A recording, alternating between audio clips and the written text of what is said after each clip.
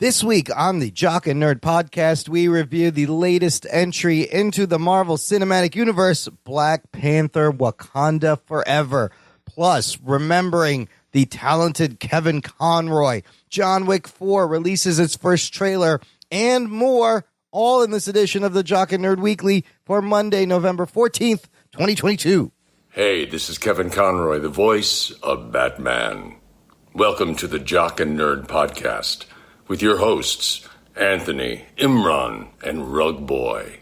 Comic book and superhero, TV and movie news, reviews, and whatever they choose. Hear insightful commentary. The Jock and Nerd podcast. Remember, Batman's got your back. Check. Check one. All right. This is Roy fans out there. Let's give it up. We talking, we nerding. We funny, disturbing. We talking, we nerding. We spoiler alert. Oh yeah! What's up? Hello, listener, and welcome to the Jock and Nerd podcast, where we give you comic book and superhero, TV and movie news, reviews, and whatever we choose. Jock and Nerd. My name is Imran. My name's Anthony. He's the Jock. And he's the nerd. And joining us is the leader of the Felty tribe from the mountains. They call him Kukukan Rugs. Call me Goonie Goo Goo Goo Goo Kaki. Goody Goo Goo Goo Gaga. Goody Cuckoo Rugs, but we call him Rug Boy. How you doing, Your Majesty? I'm doing good. I'm enjoying this momentous weekend that we just had with this release of this Marvel movie. Yeah, and the theaters needed it. The box office definitely needed it. Get people going, doing things. It was nice. Anthony, how are you? I'm good. I did see the movie that we're going to talk about later. I was also at my alma mater, University of Illinois, for a football game. So I'm kind of tired because I was there all day and I was tailgating and then stayed up all night and partied with the kids. So, oh man, you went back to your old stomping grounds. You were hanging out with Gen Zs? I was around Gen Zs. I don't know if I was necessarily interacting with the Gen Zs other than ordering drinks at the bar, but I was around a bunch of them. Well, let me ask you this. Did they seem like really young now when you go back? They do seem young. Yeah, they do seem really young. But the thing is they would ask, I had a hat on. Yeah. And they were asking me, when I was interacting in my brief interactions, they were asking me what my major was. Oh. And I would tell them my major and what year I was, and they wouldn't bat an eye that I was lying and saying I was a senior in college. You look 25, you fuck. Oh. That was nice. I thought for sure that your pectoral muscles would scare them away. Just your full-on manliness would scare them. That guy's too jacked to be in college. What's going on here? Yeah. Man, you could blend in. Those aren't video game arms. Those are real arms. You can still pass for a college student. Are you playing Among Us? This fucking. I think I'm a little bit of a stretch as a college student, but definitely don't look 34 being down there. Yeah, just wait. Every year you go down, you're like, man, they seem really young. They seem even younger. It's a weird effect. What do you get that feeling every time you go back to Pratt? No, I get that feeling at work because I'm surrounded by Gen Zers, and I'm like, I could be this person's father. Think about that. They definitely looked young. They definitely. I looked around, I was like, oh wow, they're these. Like I don't feel like I look like that anymore. Oh, good. Snap back to reality. Would you be Anthony's father, Imran? Is that No. Oh, okay. No. Yeah, how old are you? Who, me? Yeah, 46. What do you think? So if I'm working with someone who's like 23, I'm like, I could have been your father. I could easily been your father at this point, right? Isn't that crazy? Yeah, you're old as shit, dude. You're just old enough to be Anthony's weird uncle. Yes, I could be Anthony's weird uncle for sure. But I'm gonna try to stop aging so Anthony catches up. How does that work? I can't do that. Oh, he'll catch up once he hits that 40 mark. Well, the thing is, you've had the white hair for a while, and because you've got you're an albino. Yeah, you can't really see your wrinkles. There's not really any wrinkles on. That's true. I'm so translucent. I just appear smooth in sunlight. He's got the glow. So it doesn't. Your whole look is really. It's just an odd look. It's That's just why when you're at the gas station and the people speaking Urdu are asking if they're You've dyed your beard. Is that guy's hair natural? That's what the guy said behind my head. And I don't even know what the patch on the back of my head looks like. It's just a big, like, flag of white. Anyways, we're not here to talk about my white hair. We're here to review the latest MCU movie. I have a few things in the news because I want to leave us time to really dive deep into Black Panther. Let's get started. The Jock and Nerd Podcast. And unfortunately, we got to start with a little bit of sad news, an in memoriam segment, a rest in peace, rest in power, whatever the kids are saying these days, to Kevin Conroy, who passed away last week at age 66 after a short battle with cancer. Kevin Conroy, of course, if you don't already know, the voice of Batman. He voiced Bruce Wayne Batman on Batman the Animated Series from 1992 to 1996. But in total, he did like 15 movies as Batman, 15 animated series, 24 video games. Some of the notable performances: Batman Mask of the Phantasm movie. He reprised his role for Superman the Animated Series, Batman Beyond. I didn't know. I haven't played the Arkham games yet, but I didn't know he did the first trilogy of Arkham games. Is that right? Oh yeah, that's him. Yeah. That's amazing. And then recently he reunites with Mark Hamill, who did Joker in Batman the Killing Joke, the movie in which Batman fucks Batgirl on the roof. But let's not talk about that. And then gets a chance to play Batman in live action in one of the CW Arrowverse crossovers, the Kingdom Come version of Batman and the Crisis on Infinite Earths. But easily the Batman for not just several generations of fans. Anthony, were you a big fan of the animated series, Batman?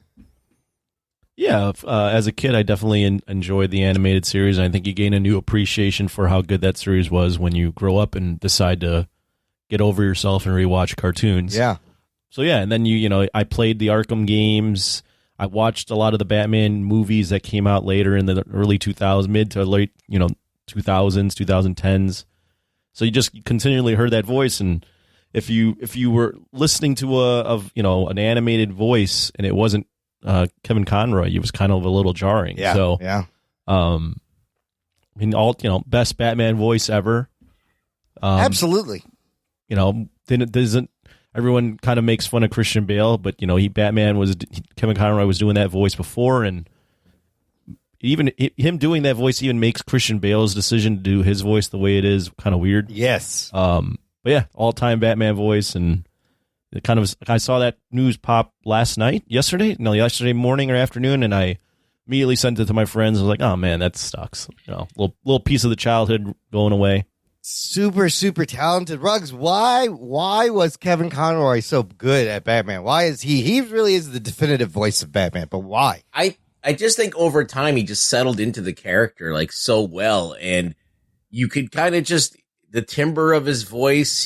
He's got that very low register voice, and he also played it very stoically too. He wasn't like all over the place. He kept this like very like narrow when he's Batman. He kept this very narrow amount of like emotion, and a lot of people who do Batman now in the DC stuff, there's a couple of guys that do Batman that's not Kevin Conroy, and they kind of try to do the same thing.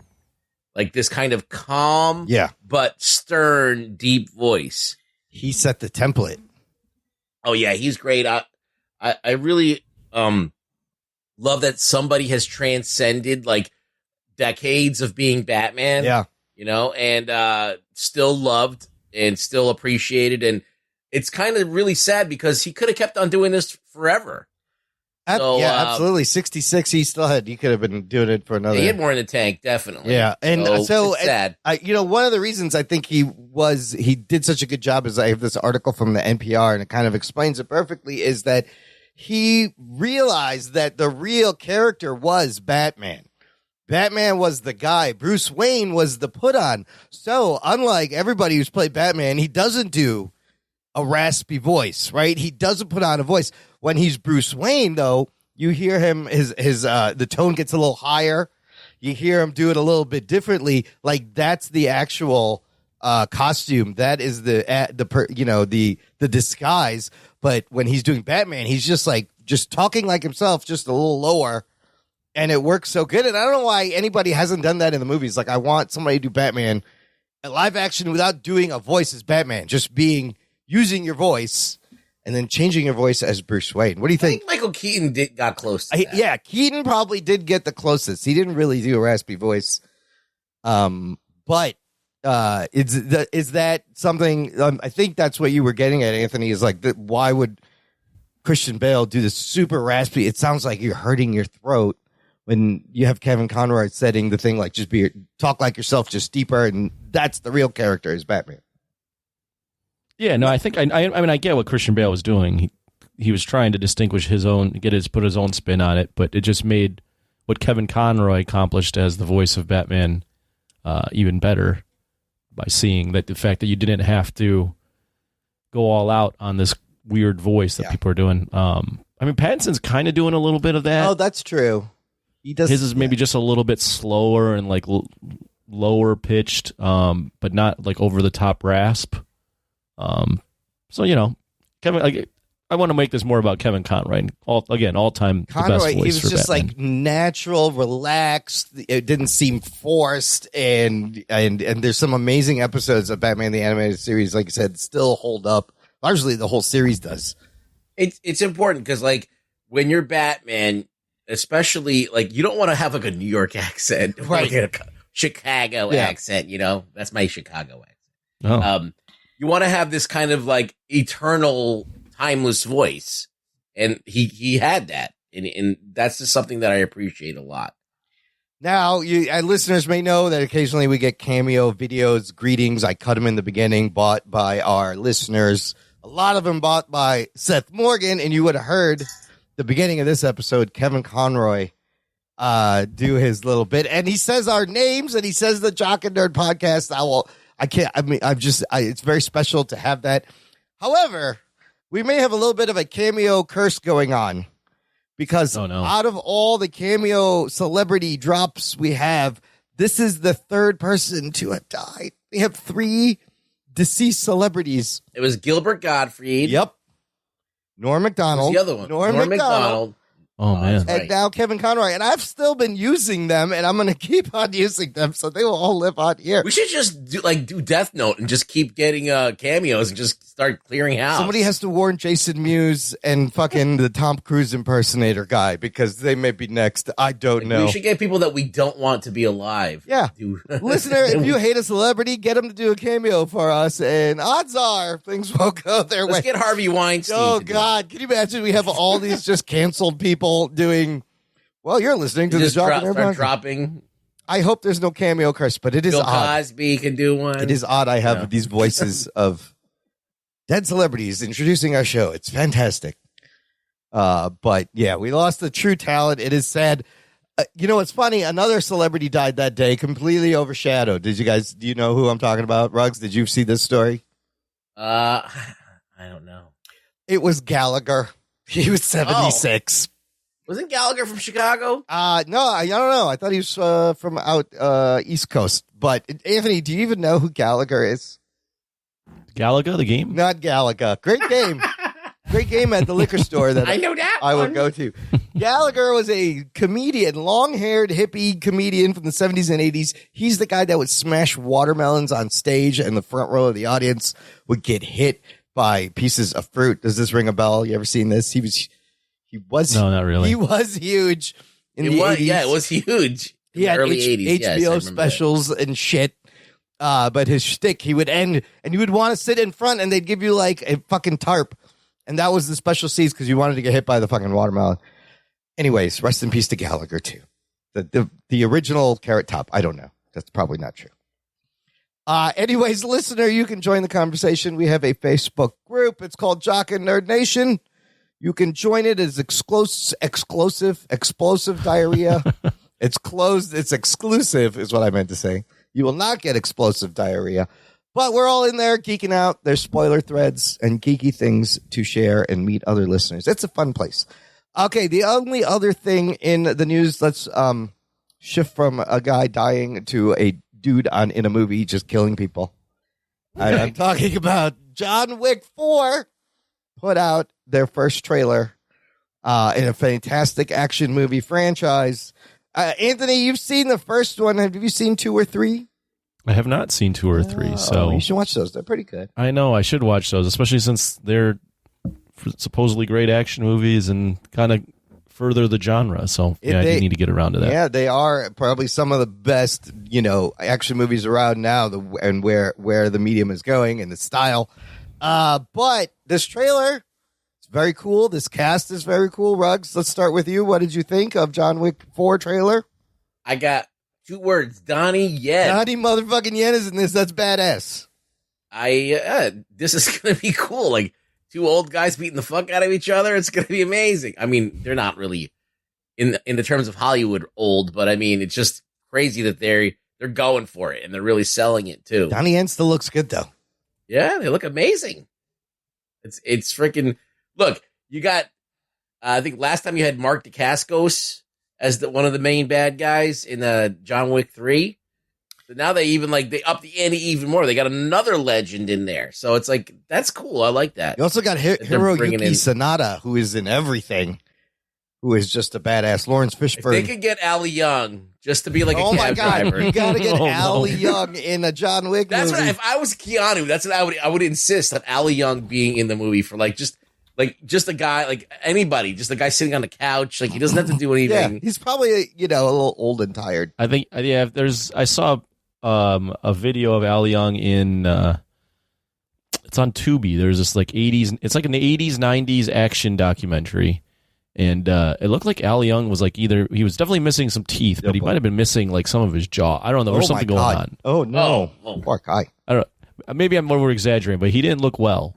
Oh, that sucks. That makes me sad. Yeah.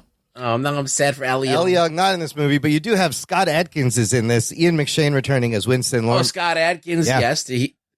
Maybe this will be the movie that'll get him. They'll finally get him noticed. on board. Yeah. Lawrence Fishburne returning as the Bowery King, and Bill Skarsgård is in there. Anthony, what'd you think of the looks of the action and the fucking him popping people up the stairs, and he just looks badass? It looks good. It looks good. I mean, it looks exactly what you would expect from a John Wick. I really should get into these because I like the first one. I just haven't gotten around to the other ones, but it looks good. And yeah, the third one is insane, and it just never stops. Oh, really? Just when you think they're done, there's fucking more. Dude, that one, the whole scene with Halle Berry and the dogs is fantastic. There's a weird thing where he goes to the middle of the desert and fucking cuts his finger off. That was weird. But in this one, it looks like he's riding a horse in the desert also somewhere. Yeah. He's in Paris. It looks very international. Riding a horse like the Dark Knight. Yeah, he's doing it all. And he's like, I'm going to need a gun. I'm thinking I'm back. I like so good. I like Donnie Yen fending off bullets with a sword. Oh my God, they could do a sword fight between John Wick and Donnie Yen. I mean, that's it. That's all I want to see. You really don't have to sell me on this movie. No, I'm gonna watch this the looks shit like a out badass. of this. No, and anyone that's into action at all, the fact that they're doing a 4th John Wick with Keanu, who's one of the all-time action stars, and then you throw in Donnie Yen as the villain. I mean, that's all you need. This is just like a throwback to all the 80s, 90s action movies where they would pair big movie stars against one another. There's this scene in here where each of them have a sword and a gun, and they're using both things. They're shooting at each other and using the sword, right in front of each other. That's amazing. It reminds me of when they put in, they did Lethal Weapon 4, and you had Mel Gibson and Donnie Glover versus Jet Li. Obviously, Jet Li was a little bit younger than Donnie Yen is, but still. Yeah. Yeah, you just fucking shove all the action movie stars in here. Or even the Fast and Furiouses where they're throwing in Ong Bak and all that shit. I mean, this franchise has got legs. There's a talk of that Continental spinoff show about the hotel, but there's another spinoff. I don't know if it's a movie or a show, but it's called Ballerina. It will have Ana de Armas starring, and Ian McShane and Keanu in talks to return. I kind of like this because Ana de Armas has some fucking action chops. She wasn't bad in The Gray Man. She's running around fucking blowing people up. She's good. She's badass. She was in a James Bond movie, I think, too. Oh, that's right. She was in one It's of them. out on Amazon Prime. I still haven't watched it. I got to make time to watch that shit. That last one, right? The most recent. No Time to Die. Yeah. I really want there to be a John Wick Continental series, but with Christopher Walken as the Continental in it. Oh, as Remember that skit? oh yes, find champagne. You want some champagne? Oh, why are you leaving? Stay a little while. No, nobody got that reference either. This Continental will be about a young Winston, and it's going to be on Peacock. That's what, but It might be worth checking. If there's action in it, and there's like there's hired killers and assassins, that might be worth watching. But I'm just saying, you could always call Christopher Walken. He'll be in that too. He'll be in there. Love the John Wick. What about that question you posed to me just before we started recording, Ruggs? Pose that question now.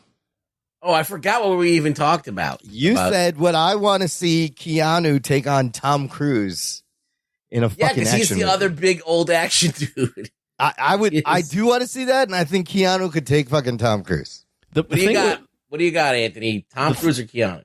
The thing about that one is Tom Cruise is a madman, so he does all these crazy stunts. Yeah.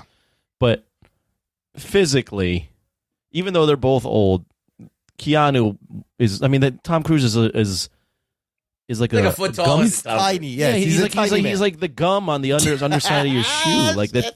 There really isn't a physically. That's not a fight. He fought Henry Cavill. We bought it. Oh, in then. Mission Impossible, he did, and Henry Cavill was. I know. Jacked. Well, we do buy that. Yeah.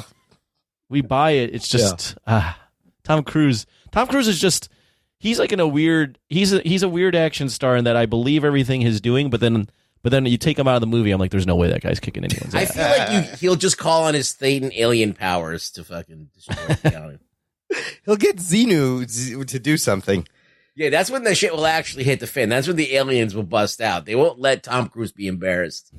So they'll like now reveal themselves, and they'll give him like a power up. Cannot have Tom Cruise losing this fight. What about Keanu versus who else is Vin Diesel? That could be interesting. Or we not consider them at the same level. Is Vin Diesel the same age as Keanu? I think Vin Diesel's in his 50s. Let's see. Let's look this up. Vin Diesel. Vin Diesel is 55. Okay, and Keanu is The Rock is like 50 something too. Rock's like 50, I think. Keanu is 58. So there you go. Oh my God, Keanu's 2 years younger than Cruise, and older. And The Rock is 50. I don't know who would win that one. Maybe Vin Diesel has the upper hand just because of the age, but again, Keanu's got the height. But and the reach. We got to talk about this. Like, Vin Diesel doesn't move. He just drives a car. That's a good point. Like, Keanu can he's got moves. He's fighting like fucking karate masters and fucking kung fu masters and shit. And he's riding the motorcycle. He's riding the horse. He does all his own stunts. That's not entirely true. Vin Diesel in the Furious 6, the seventh one. Yeah. He punches a car garage at the top of the car garage, and it earthquakes and breaks open, and Jason Statham falls through the crack. He and he punches a building.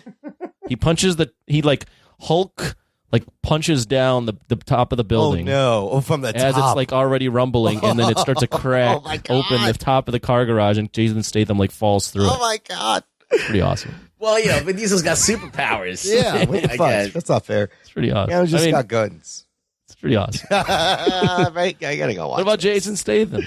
Jason Statham that's like a good combo. He could probably do it all too.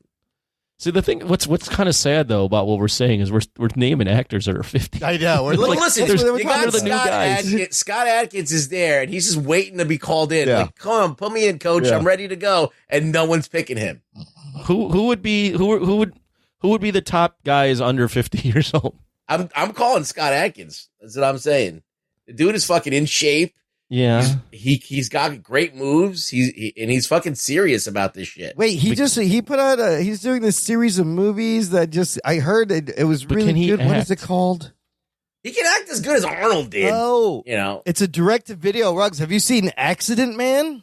I've seen them all. Hitman's Holidays. I heard that one's actually good. It's based on a British comic book. I heard an interview with him. They're all okay movies, but you put him in a good one, he'll perform. He does nothing but direct-to-video movies here. Yeah. Huh. I'd say he needs a shot. Why not? I got to watch Accident Man because that sounds fun. Accident Man is fine. There's another one where he's fucking... he's a hitman in a hitman group, kind of like John Wick. Oh, he was in Day Shift too. All right, but we finally got. Here's the. I just pulled a list. This is just a random. The first list I put in top current action stars. Okay. And the list is, this might be kind of long. Dwayne Johnson, The Rock, Keanu. Yeah. They put in Emily Blunt. Oh. Chris Pratt. Okay. Wahlberg. No. Yeah. Oh, Donnie Wahlberg. Mark Donnie. Wahlberg. No, not Mark Donnie. Wahlberg, maybe. Charlize Theron. Okay. Tom Cruise. Donnie Yen. Statham. John Cena. Okay.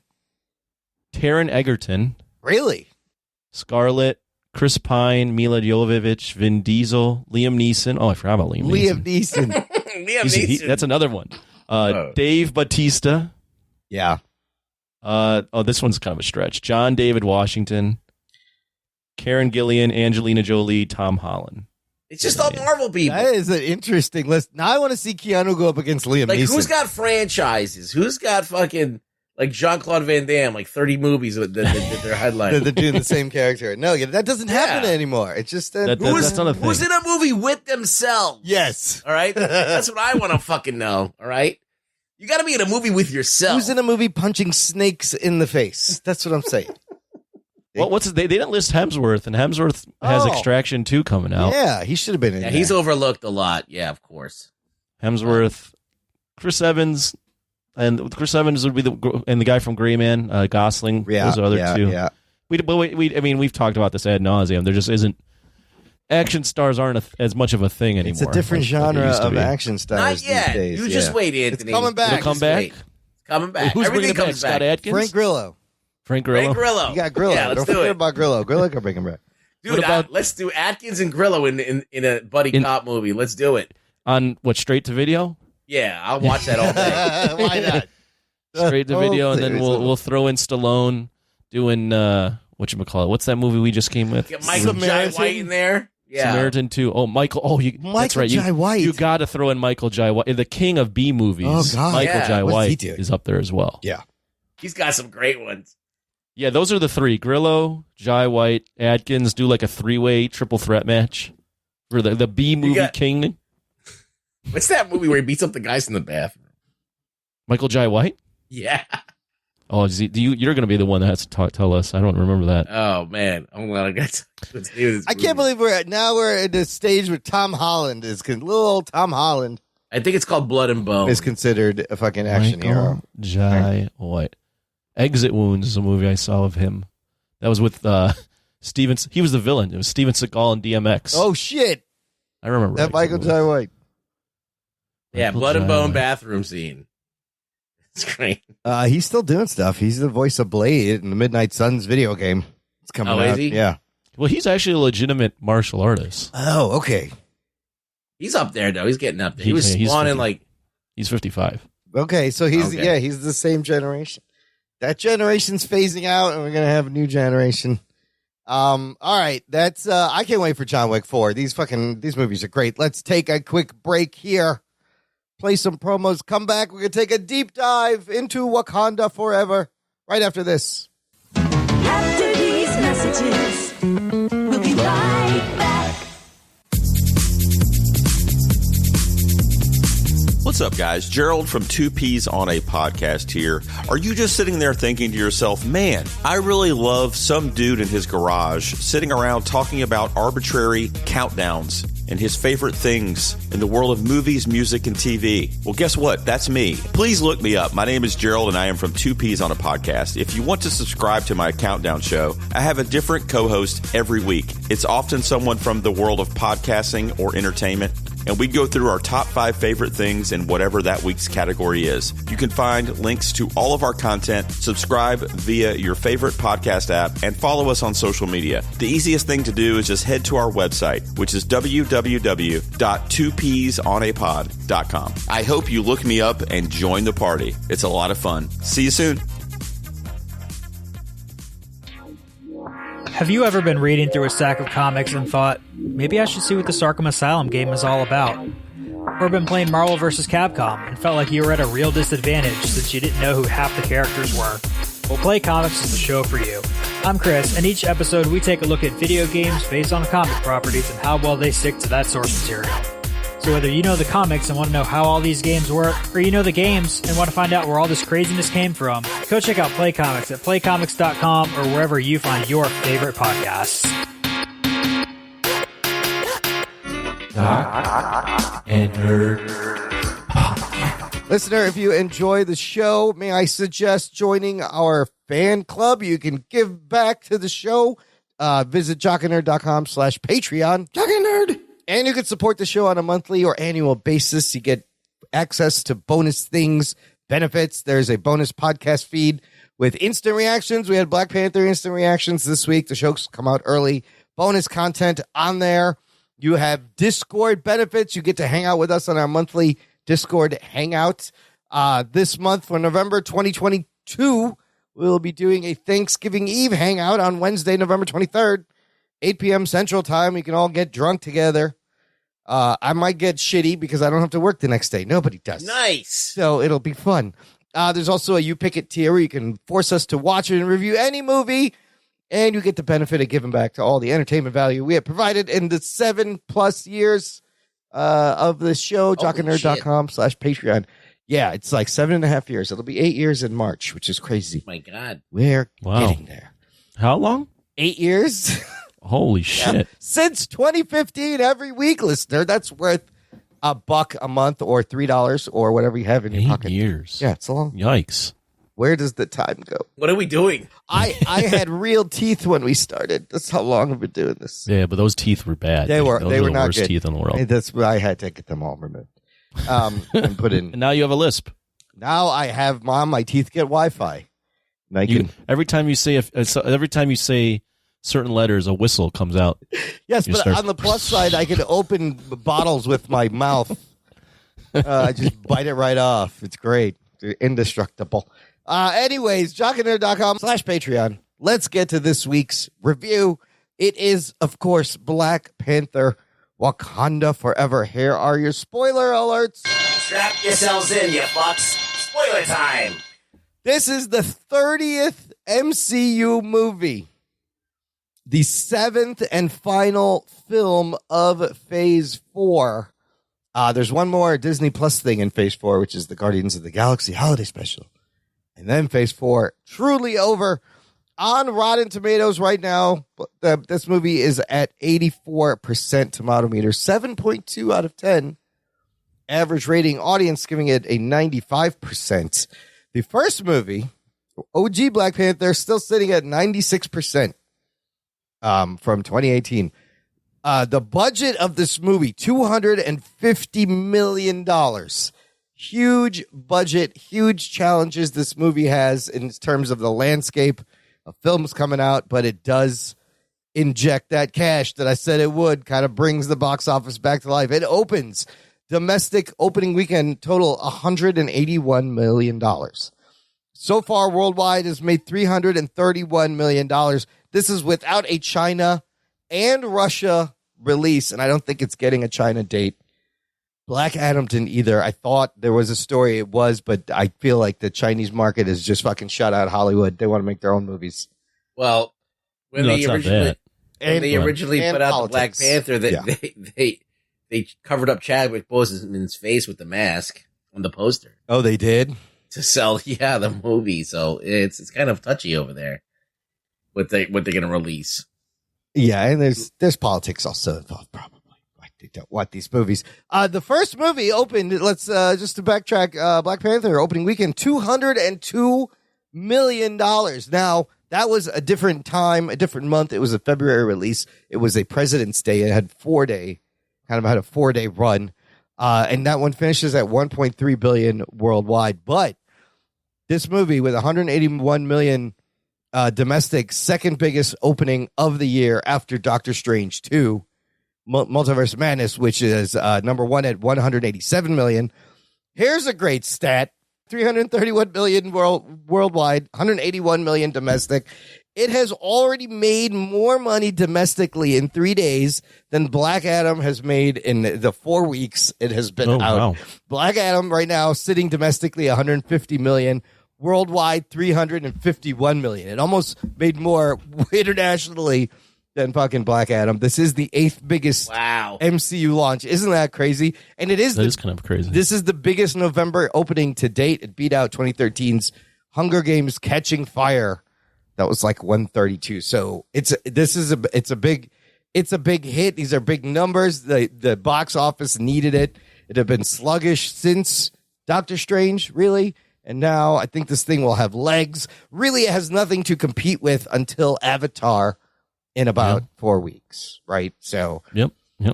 we'll see. I think they can make a really strong run. Creatively, talent, cast, and crew for Black Panther, Wakanda Forever. The entire creative cast behind the screen and in front of the screen returning. Directed by Ryan Coogler, written by Ryan Coogler and Joe Robert Cole. You have like Ruthie Carter coming back to do the music. You have Ludwig Göransson coming back to do the score. And you have Lupita Nyong'o, Denai Guerrera, Winston Duke, Angela Bassett, Tenoch Huerta joining as Namor, Letitia Wright, of course, as Shuri, Martin Freeman as Everett Ross, introducing Dominique Thorne as Riri Williams, Florence Kasumbe as Io, who's badass, and a bunch of other people. But really, it's this family, this Black Panther family got back together.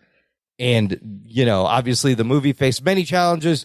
Before we get into that, Anthony, what happens in Black Panther Wakanda Forever?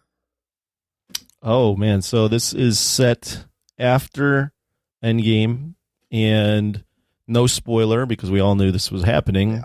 T'Challa has passed to start the movie, and we jump ahead a year later, and everyone is still dealing with that grief in their own separate ways, but they're also dealing with the fallout of what he did in the first movie, which was reveal Wakanda to the world.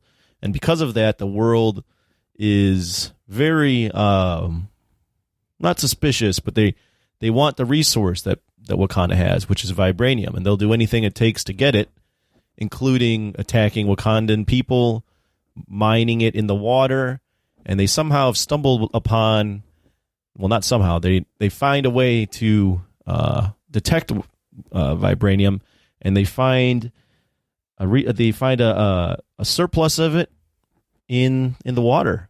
But this upsets an unknown nation called Talokan, led by Namor, and this brings him into the real world and brings him into the surface world and sets him into direct potential conflict with Wakanda. And that's the synopsis. Yeah. In my opinion. So look, after the success of 2018's Black Panther, they went ahead with the sequel. It was announced in 2019.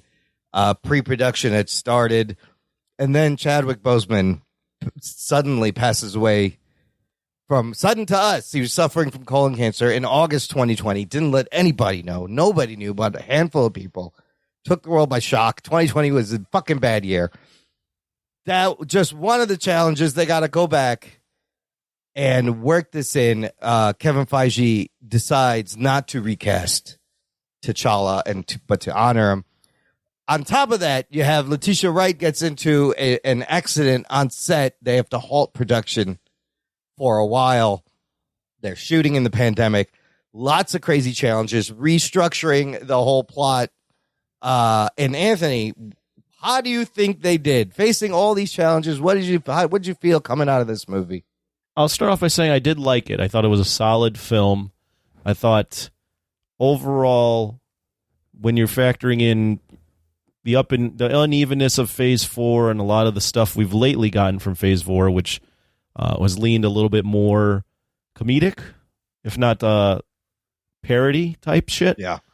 It was nice to see Marvel, they had a movie that they treated seriously, and it was appropriate because I don't think you could make a jokey movie after Chadwick Boseman's death. But even the original Black Panther wasn't based on the jokes. The humor was still in this movie, but it was more baked into the character moments than like, hey, we need to have a funny scene type shit. So overall, I did like the movie. I don't think it's not better, in my opinion, than the first Black Panther. I think the movie does a really good job honoring Chadwick and letting each character grieve on screen. It seems like every character got a chance to kind of have their moment where they're crying or reacting to what had happened to the actor. I think the movie is a bit long. I think it's a little too long. I think it struggles with balancing honoring Chadwick along with the main plot, which is this battle between Wakanda and Talokan, and all the subtext underneath that battle. And then there's a lot of side plots, including Ironheart, Martin Freeman, Okoye, and becoming, I think, the Midnight Angels, which I found out about after. I didn't know that was a thing. So it kind of struggles under the weight of all the things it's trying to balance. But I think overall, I liked the film. I think there's a lot of good things in the film. And all things considered, with the fact that your main actor dies right before you're starting filming the film, and you had already written the script, and you have to do a pivot and factor that in, and then they decide not to recast the character for reasons that I think are pretty noble. So you factor all that in. I think all things considered, it's an admirable job, and I think overall, I think the movie is a success, and at least in terms of creating an entertaining story that's serious and honors a fallen actor. Yeah, it had quite a feat to pull off. I did read a sad story. Coogler was talking about how he had sent Chadwick Boseman the script that he had, and he writes long scripts. It was like 300 pages, and Chadwick didn't. He told him he didn't get a chance to read it because he was too tired, so he didn't even get to read what was going to happen. Ruggs, how did you feel coming out of this? Was T'Challa still a presence in the movie for you? Well, somewhat, yeah. I mean, it was good to get those moments. They did the right thing by having it be very still and quiet in those moments, as you could actually, you're not being inundated with music and music cues to try and make you feel something. You just kind of like let the moment wash over you. And I thought that was very astute on the director's part there. So I like those moments. And I was very happy I didn't fall asleep. Yes. The movie. That's good. Yes, me too. That's big, especially at your age. I went early in the morning. Oh, there you go. Went a matinee, and it was the 6:30 a.m. show. I drank a gigantic Dunkin' Donuts coffee, black, because I was seeing Black Panther, and I. Did you do that for Black Adam too? Hey, Black Adam. Well, listen, yeah. No, I just. Oh wow! Because I was watching the movie, not because not because it was Black Panther, because it was. I got the most amount of caffeine without any watering down or milking down of it, and I was awake the whole time. Let's see. Do I have any criticisms of it? I mean, Anthony, you pretty much said everything I was going to say. Oh, sorry. So I don't have to do anything. It's over. Like, let's give it a score. Okay, hold on. Slow your roll. Cuckoo Con Rugs. I really enjoyed the movie overall. The more I thought about it, the more it stuck with me, and what they had to accomplish, I think they absolutely may give you a very emotional, somber movie with, themes of grieving and revenge and grief, and the tributes, kind of the book-ended tribute to T'Challa was great. I do agree it could have been trimmed. It was a little long. But I think you could have cut out like Martin Freeman. You could have cut out Julia Louis-Dreyfus. You could even cut out Riri Williams if you really wanted. Well, you definitely can. There's some fun cameos that I didn't expect, like Julia Louis-Dreyfus as Valentina Contessa. Riri. I didn't think it was fun. I thought that would pull me out of the movie. It was kind of unnecessary. I would jump in and say I don't really consider that a cameo because she was in a couple scenes. A cameo would be she shows up in one scene, but she was in a couple scenes and she had a whole subplot of like dating Martin Freeman and being his wife at some point. She's his ex-wife and now the director of the CIA, apparently. Right. I completely agree. I think that was, you didn't need that. For all intents and purposes, you didn't really need Riri Williams either. I mean, they worked it into the plot kind of well because, like, he was looking for her, but she ultimately becomes a MacGuffin, and the device is a MacGuffin. It reminded me a lot of America Chavez and a lot of the introductions of these new characters we have seen so far in Phase 4, where she's almost just like more of a plot device. I did appreciate that the Riri Williams character gave us a little bit of humor. Like, she had some good lines. I think her acting was good and everything like that. I just feel like it felt like we didn't need this character in this movie. It doesn't really serve any purpose other than to be a MacGuffin. And they wrote this person to be a MacGuffin, so it sticks out. Yep. It's not like the entire story, like the way that they wrote it, it felt like they were putting all these elements in play that didn't need to be there when you could have just had the Wakanda versus the Atlanteans or whatever they're called. Yeah. I completely agree with that. In that, I actually didn't really like her character that much, but I did laugh at some stuff. What I agree with Ruggs is that by adding her character and Julia Louis-Dreyfus as Vanessa, or what is it? Valerie? What's her name? Valentina. Like Contessa Allegra or something. It's not that they were bad scenes by any stretch, but it takes away from what the most interesting thing is, or the A plot, which is Namor and Shuri, and there's all sorts of stuff underneath Namor that's happening. There's all sorts of grief that Shuri's having happen. There's Angela Bassett as Ramunda. There's Okoye's expulsion from the Dormitage. So there's so many things that you throw these things in, and it just takes away from all the other stuff that's, I think, more interesting and serves the greater story more. Yeah, and it also muddies up the water and what the fuck vibranium does and all that other stuff. Like, if they would have just had, like, the Atlanteans want vibranium because they need it for their city. They're Talocons. Whatever. They're Atlanteans.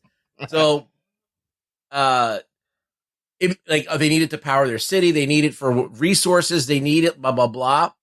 It would have been a little bit cleaner. And then you wouldn't have this weird thing where, like, vibranium is the thing that makes mutants. Yeah, this is interesting. And he says it's just weird. He says he's a mutant and they're blue because they ingested it. I don't think it's the vibranium.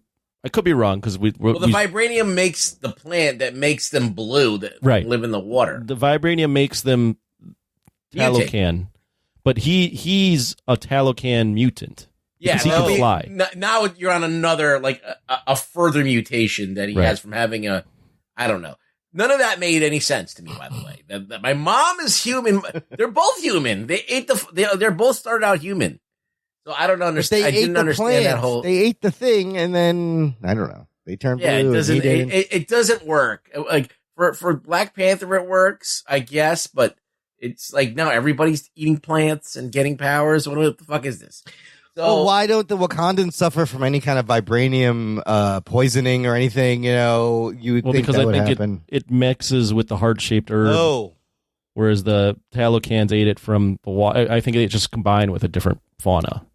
Yeah, it was like a seaweed. Yeah, but I agree with that. I think what I do like about the change though is Coogler was definitely going for not only the subtext, it's kind of written on screen. It's points text of the fact that these two cultures are less different than we would think. They're both the same, and it's both this theme of if you left these indigenous cultures untouched, look at the potential they would have had, what they would have done. And that's what I think he's going for, and that fear of now you've opened yourself up to the rest of the world, the rest of these people that naturally want to colonize and take over, and that's the fear that Namor has for his people, and that's the fear that he's seeing because Wakanda's opened up the world to vibranium. And I like that aspect of it in that it's more of a kind of a cultural warfare type thing, like we are rebelling against colonization, it's geopolitical stuff, which is good. And so he would have wanted them to just stay hidden. Why are you doing this?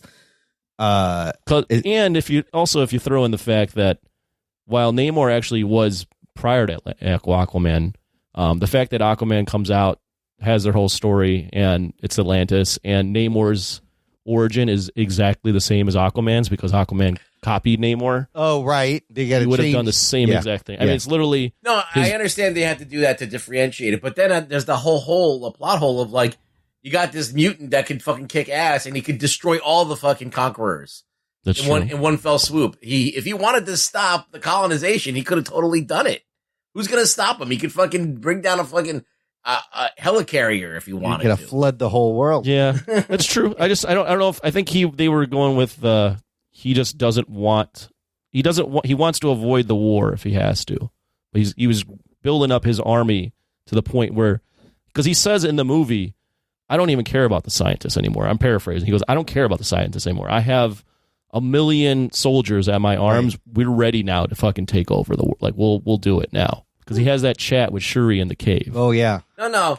Can I ask you a question about your film viewing experience? Yes. Was it dark? Oh, the movie No. itself? No, I didn't think it was that Yeah, dark. I had a big problem with the. I guess they didn't calibrate it correctly. Yeah, it might have been your. It was theater. like there was that scene where Namor comes out of the lake when they're like by the fire. And then that is in the mom. night. that one's not great. Yeah. That one's not very well I couldn't lit. see shit. That was kind of dark, but That one was at dark. night. Yeah, that specific scene, it was not But very let me well ask lit. you this question, because I started thinking about it and I couldn't remember, why does he actually go to them? Like he discovers the machine is trying to steal his vibranium. He kills all those people. Right. But then why did he decide to go? Because they're the only other people with vibranium and they may know where. Why does he go to Wakanda? Yeah. Why did he? Because they're the reason they're looking for vibranium. right. Yeah, they're the reason. Because they did open it up and now everybody's looking. Right. Okay. He's like, you owe us. Because you opened up your world, You opened up continent, Pandora's box. Yeah. you owe us for this. So you should be our ally against this. She's like, how the fuck did you get in here?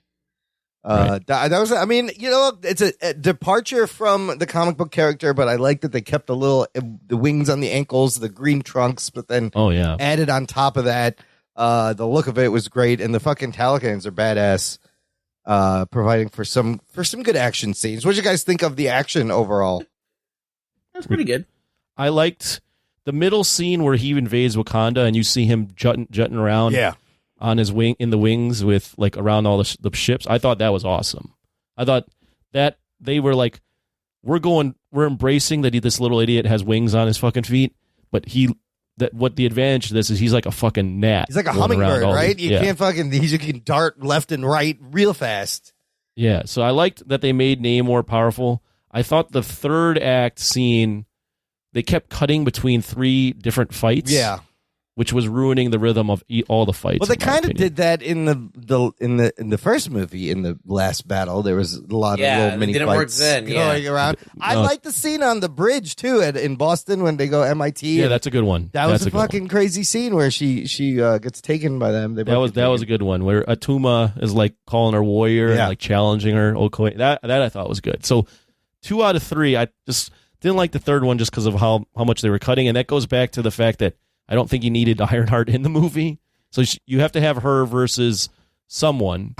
I think she's versing Namora. Right. And you have the Midnight Angels, Okoye, facing Atuma, which I don't mind. Yeah.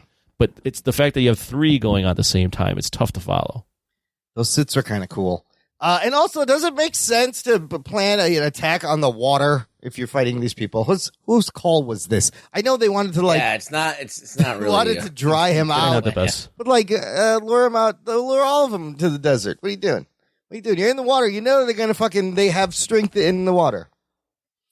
Yeah. The water bombs are kind of cool, though. I like that idea. That You like that? I don't know. It was like a bombs? water grenade that just keeps I expanding. think they overused them. I think it was cool a couple times, Yeah. but then there was like way too many. They spent so much time with all this other shit, but I would have liked to actually see like Atlantis or whatever Yeah, you they want could. to Talocan. Yes, they could have developed see it Namor more. and Talocan. It's like, more. I don't know. Are they advanced? Like, are they like, I see this crazy Art Deco looking city or whatever, like, Aztec. Yeah. I don't know what it is. Mayan, whatever the fuck it is.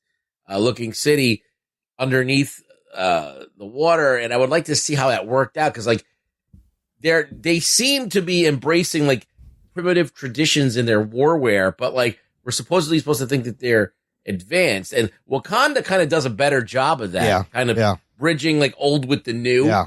Mm-hmm. And that didn't really work as well, and maybe it could have been solved by spending a little bit of time in Talocan. So also, they just talk underwater. That kind of bugged me. Did that bug anybody else? I was like, "Wait, how are you hearing him?" Well, no, but the thing is, they're not people anymore underneath. Right. They're not the Homo sapiens underneath there. They change color, right? When they go under, they're normal colored. And when they come out, they're blue. Except Namor. Yeah. Yeah, I didn't even catch that. Oh, you didn't? No, I just thought they were blue. That might maybe why I was confused. That they were. It was confusing because I had to sit there and figure that one out for a while. They don't spell that out for you. You gotta kind of put that together. Because I was also like, oh, there must be some. I was thinking, oh, there must be some Talokans Teleconians, whatever you call them, Atlanteans, that were normal, pigmented, and then some that were blue. I thought it was a mix, and then I realized when I saw Namora and Atuma underwater that it was the fact that they'd become blue after. When they come out, when they got to breathe air, they got those rebreathers on. I did like, what did you think of how they explained the name Namor when he tells that story? And he's like, El Niño Sin Amor, the baby without love, Namor. That one actually, I thought that was clever. I didn't think they would do that. Yeah, to explain. I didn't know. I mean, yeah, that's what they made it like a Spanish thing.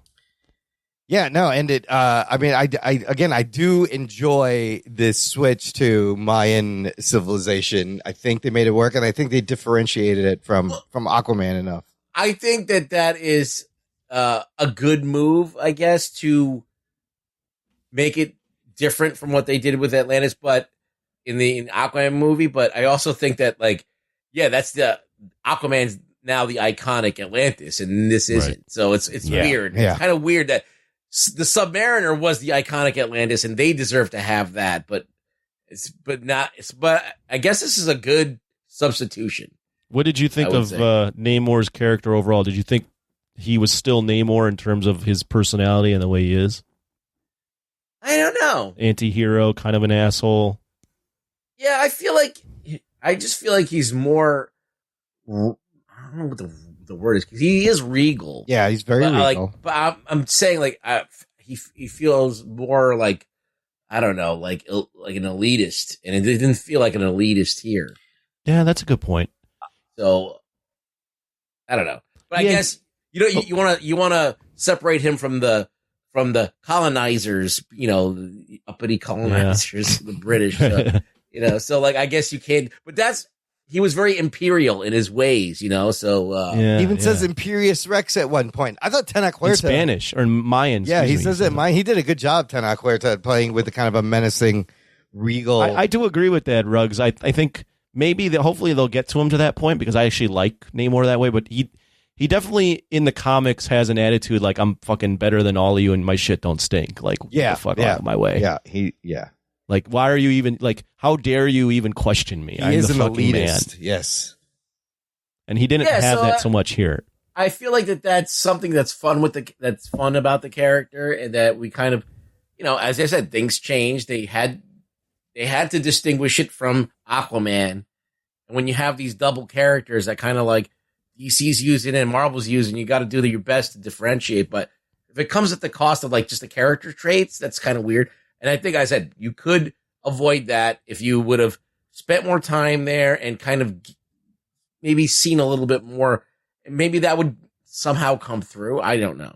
I think it just still goes back to the fact that I think they packed too much in the movie, and they packed. They were also balancing the grief of Chadwick, but I think this Marvel movie. Don't get me wrong, I liked it, and I'm going to say some things after that I really liked, but I think this movie was suffering from the fact that they wanted to use this as a springboard to other stuff. So you've got Ironheart in it. She's got her own show coming up. Yep. You've got Valentina de la whatever. Yeah. She's got Thunderbolts coming up. Yep. You've got Okoye and the other lady, I forget, Anika, doing something, because there's a Nakia. Wakanda show coming out. Yeah. So like you've got 3 other masters that they're trying to serve in tandem with the main plot and the Chadwick thing. Yeah. It's just too much. I mean, but I did love the opening, how, it starts right away. Oh, yeah. They just don't even mess around. Yeah. It's Shuri trying to save her brother, and you're just like, oh my God. And so they say he died of the whole beginning was great. The beginning was great. And Fantastic. It's interesting. They say he died. Even when they go and they're battling them and they're singing and then all the guys are killing themselves, that was cool. Oh, yeah. But the with the sirens? Yeah, that was awesome. That was cool. Yes. Oh, on the rig there. Yeah. Like that whole I think the first like few minutes of that movie, the first like 15, 20 minutes was fucking legit. And then it kind of like, kind of started it. So they say he dies of an illness too, which is like so real to do that. Like, cause we were all wondering, how are they going to do this? I thought like you could have done a thing where like he just didn't return from the blip or something, or he dies in battle. But well, look, I have questions about that. Go ahead. Like, number one, okay, so he already dies in the blip. Yeah, he Right? gets booked away. Yes. So Wakanda's without a king for like 5 years. Yeah. Right? They don't fucking do anything. They don't fucking have some shit contingency plan or like beef up their security, have like new army shit. They just do nothing with no Black Panther for 5 years. Was Ramonda the queen? Was she on the throne the whole time? You got to imagine she was. No, there is. All right, then the second thing that I thought that was weird. So he dies, and then they have this big funeral, and then they kill the mother off. Yes. And then they have another funeral. There are They two do it funerals twice. in this movie. Yes. It was just, I don't think they should have killed the mom off. There's no reason for her to die. Well, I think they did that is I think that was actually what was going to happen if Chadwick was in the movie. Yeah. And I think given there's some of maybe the timeline constraints they had, I think you can see where the movie was going, which was Angela Bassett killed it in this movie. And I was like, she was great. Now you lost that character. That character was fucking awesome. She was so good. Like I hope she gets an Oscar nomination because that would be the first might. for an MCU actor. So now with the next Black Panther movie, you're going to have Letitia Wright and Lupita Nyong'o and the baby? Like, they're just hanging out The together? whole royal family is gone now, except for Shuri, which is kind of crazy. Yeah. Well, I want to touch on one thing that Ruggs said because I thought it was a really awesome scene. I thought that scene where the Americans are drilling in, and you, like Ruggs said, the sirens having the people come off the thing, and them being underwater, and then kind of not knowing what's under the water. They shot that almost like a horror film. Yeah. And I thought that was fucking awesome. It's fucking good, like me and Bilotti would say. Yeah, it's really good. I thought that was awesome. And what it reminded me of, this is a freaking deep cut for only people that watch Godzilla movies, but it reminded me of the opening scene in Godzilla GMK. Where remember that, Ruggs, where they have the sub under the water and you just see Godzilla's fins go through the screen, and they're like, oh yeah, and they're in the sub and like, what the fuck was that? And just it is kind of like opening up as a horror movie. The only criticism I have of that scene, which I fucking love, was they introduced this character in Lake Bell, and then they just kill her off. Dr. Graham. I thought we were going to follow her for I thought she was going to be a character in the movie, and then she just dies. She gets she killed. does the voice acting for a lot of the Marvel stuff. I think she does Black Widow or Captain Marvel. Yeah. Oh yeah, in the What Ifs, I think. Yeah. Or in the I think she's in the Harley Quinn show too. Well, no one's. Yeah, she does a lot of voice work. No one watches that. No, show again, and then the purple logo, Marvel logo with they just put all Chadwick Boseman without any sound, all the Black Panther appearances. That worked great. They bookend the movie like that with that, and then at the end, it's just Shuri crying and burning her stuff, finishing and her being mourning. the natural sound. Yes, yeah. And then here's the thing: I thought another thing they could have trimmed is that part where she's fighting Namor, and she's like, should I kill him? And we'll get to the heart-shaped herb scene, but they show you the movie again. You go back and rewind through the movie, showing you clips of the movie you just watched. I was like, that wasn't necessary? You could have trimmed that out. I think there's other things you can trim out. I think that one kind of had a point where she's remembering all the she's Did you dealing think it was with her weird? inner struggle. They were like getting this heart-shaped herb and trying to recreate it, and then they give it to her, and she just give her like a little sip, and then the rest of it's still in the bowl. You only need a little bit. She 3D prints it. She regenerates it, 3D prints it. I just thought it was funny. Like they should just be like handing it out to everyone. Like, all right, right, let's there go you to go. battle.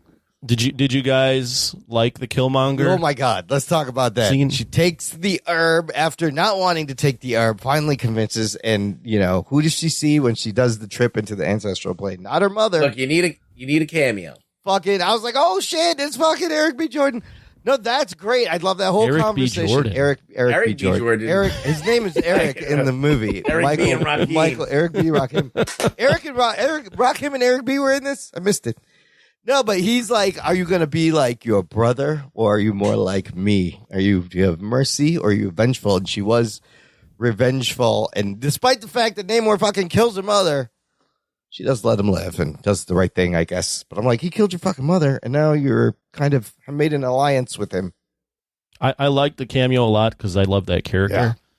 The only semi strange thing is his character and her in Black Panther don't have a ton of interaction with one another. That's true. So it's kind of shoehorned in that now she's got this rage, but I like him, so it's fine. And I wish they didn't kill him. I felt like, that was the mother was the only other person you could do a scene with. Right. And I felt like this was at least like a subverting your expectations cameo. We need an obligatory cameo. Let's put it in there. So, it's a Marvel thing. It's fine. Yeah. Yeah. I want to point out something I really, really liked. I thought the composition, the music choices were awesome. Yes. I loved the music in this movie. The music and the score were both fantastic. I thought it was outside of what you typically get from Marvel, which is some pretty generic shit. And every song had some sort of personality to it. And every song I felt like elevated the scenes rather than just accompanied the scenes. And I really enjoyed all the music cues. I was listening to the soundtrack on Spotify, and it was very good. All over the place in terms of choices. It's all over the place, but they do it feels like the movie, they do a great job of using African rhythms, instruments, Latin rhythms, and instruments. And there's like Spanish rap. There's a rap in Yucatan. You got an English grime dude. It's like the last one, Kendrick Lamar kind of curated the whole thing, and that was a great album. This time, Ludwig Göransson does it himself, and the Rihanna song "Lift Me Up" is she does two songs, "Lift Me Up" and "Born Again." Yes, and they're both very heartfelt. You feel it. Apparently, it's the first song she's put out since like 2016. Yeah. So, but drawing, which is cool, right? Yeah. Like, just real touch on that. Like, that felt to me very old, like 90s, 80s, where you would have the famous artists make a song for the movie. Yes. Because you don't get that very much right now, right? You get movies that ape songs that have been made in the past, but that felt very throwback, where you get the artist going, yeah, I'm making a song to accompany the movie. Every song on the soundtrack, too, has, melds with the themes. The Ludwig Göransson score, I love the Black Panther score. I love all the instruments he used to make it. It's very unique. But yeah, when Letitia Wright becomes Black Panther, they do the Born Again part, but the end of Born Again, where it's I don't even know how to describe it, but she like floats down and they're playing the music, and M'Baku, who by the way, love M'Baku. That guy needs to get way more time in his movies. M'Baku with a carrot is MVP. He's fantastic. M'Baku with a carrot is my favorite part. He calls her a bald-headed demon. It's just fucking hilarious. That character actually deserves way more screen time than a lot of some of these characters got in here. Absolutely. Yeah, I mean, like, just his presence was felt. Like, even though he wasn't in it a lot, he definitely made an impression, and I loved him with the carrot. I want to know how that choice was made. Like, he was just like, yo, I'm fucking eating the carrot, so I'm just going to be eating the carrot in this scene. I got to say, I'm pleasantly surprised. Ruggs has said a lot of things that he really liked about the movie, which doesn't happen very often. It's like, we all understand that this movie was made in the aftermath of a tragedy and during a pandemic. That doesn't excuse, bad things or whatever. But I think for the most part, I went into the movie theater to see a movie, and I was just happy that there wasn't fucking jokes every 30 seconds. Yeah. And, I can forgive, choices if I know why they made them. Mm-hmm. I understand why they changed Namor, because they already had Aquaman. Aquaman's a pretty big character. Jason Momoa's a pretty big star now. And, they got to do something different. They can't just ape that. They have to go along and make some of those changes. So I was okay with a large amount of this movie. I was even forgiving, to some of the stuff, like the action sequences not being the greatest and this and that. So, yeah, I do have good feelings about this movie because it did entertain me in a serious manner. Mm-hmm. And it actually did help me kind of deal with the fact that, this character has passed away in real life. Mm-hmm. And it was Chadwick Boseman. His presence was felt in this movie. Absolutely. The whole time. The idea of, listen, we got to move on. I have a part of me wish they would have just recast because I don't know. I feel like the character is bigger than an actor, but I think that so many people associate Black Panther with Chadwick Boseman. He made that character, right? He makes this role. He created this role. They picked him. He was perfect. This is why he got the role, and he was perfect for it. So I think the difference is if a character exists long before someone plays them, then the character can survive. But you take a character that's never been played by, like the Terminator, You know, like that's Arnold. Right. Like, you know, like every time you put someone else that's not Arnold, it's still Arnold's the real Terminator. But Everybody knows live that. action, this character didn't exist, right? This is a lot of people's first introductions to this character. Let me ask you two questions, Ruggs, and Imran, you can also chime in after. Two questions. One, what do you think of Shuri's performance as Black Panther? Do you think she can carry the mantle? And two, they kind of backdoored T'Challa.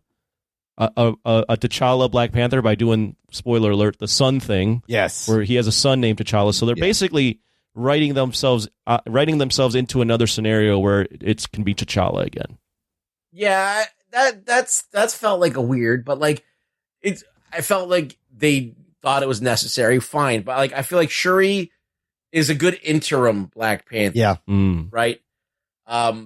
She'll do, but I don't know if I'm gonna go back and watch another one. Like I watched this specifically to kind of put whatever Black Panther stuff that was still unresolved, like get over that, you know, get through that, and progress to the and get to see what's happening now that like the Infinity Gauntlet's over. There's, you know, the blip is over.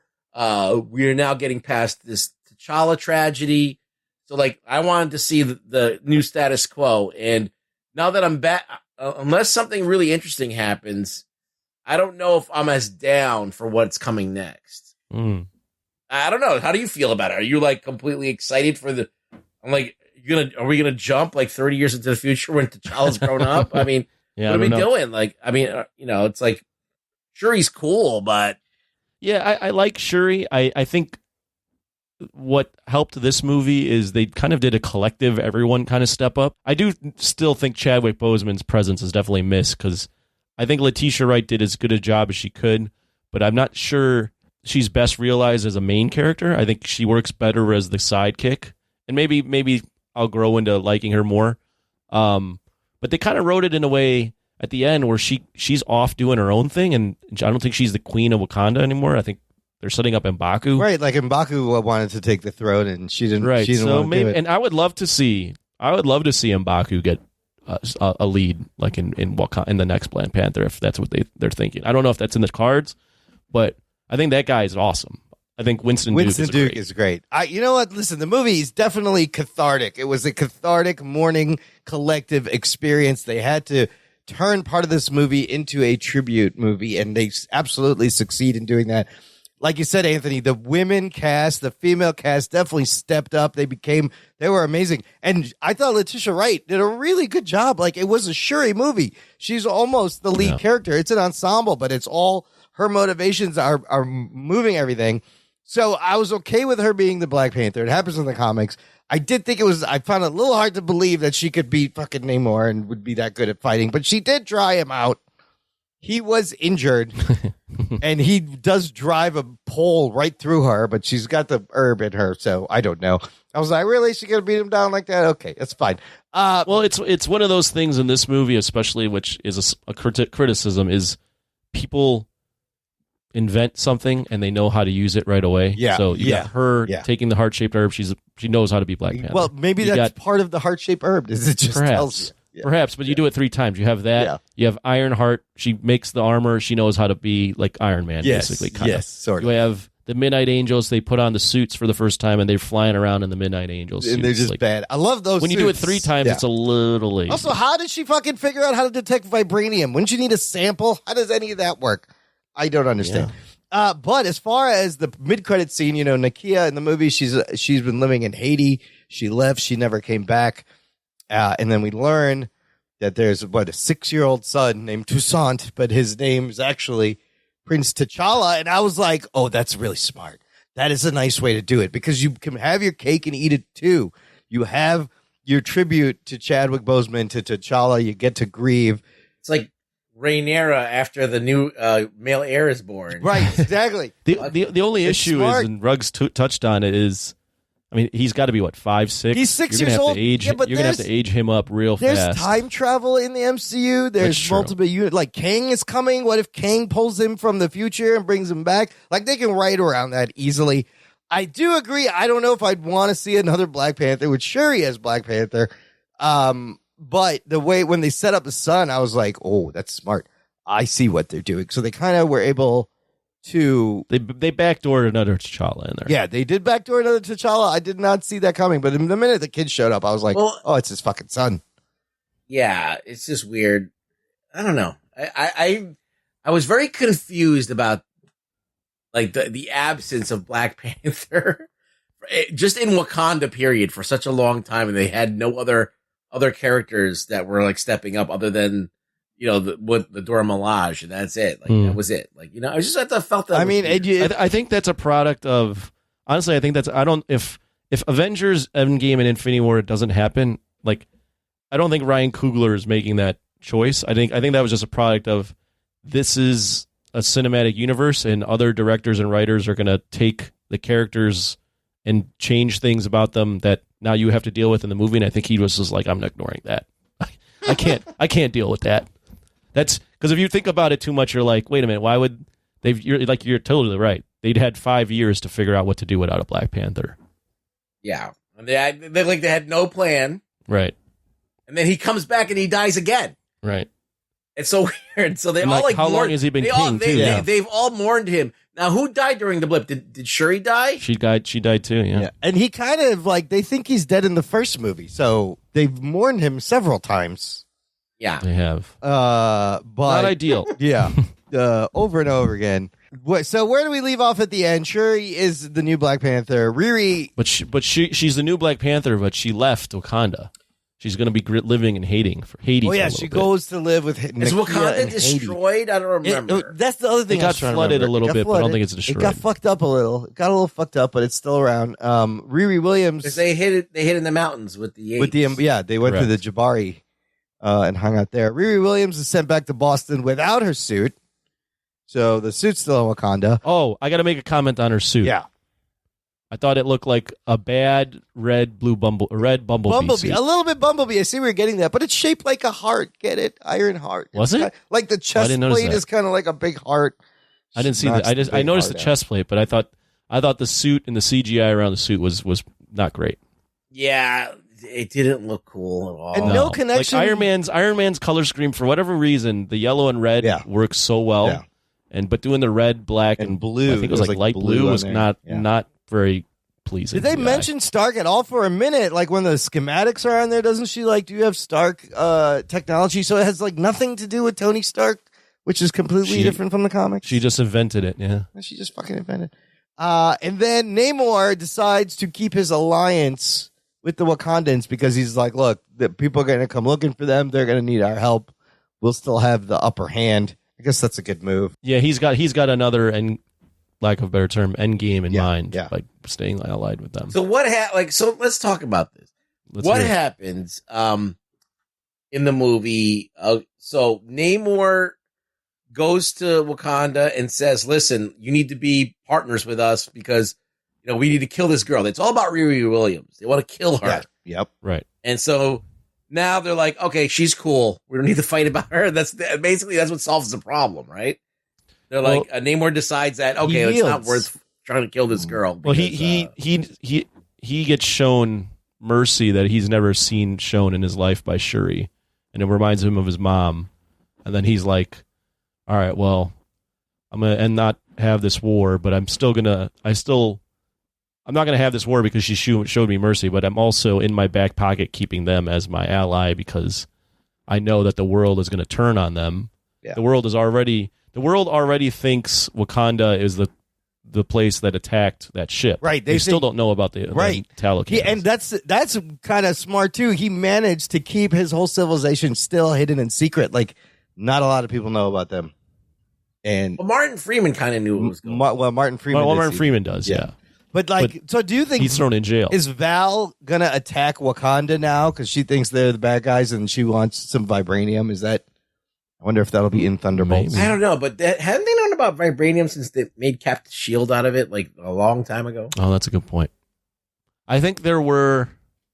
Nobody think about that. Yeah, I'm not. You know what? Don't think about that. I'll explain it away with like they got Stark got a That's hold actually a good point. of a meteorite, and he didn't know what it was. He didn't know there was more in Wakanda. There you go. Right. There you go. See, now you explain it away. Yeah, but listen, the costume design fucking on point as usual. The art direction was beautiful. The shots were beautiful. Yeah, all really nice. Yeah. The actors had to learn how to free dive, and Ryan Coogler had to learn how to swim. No, not Ryan Coogler.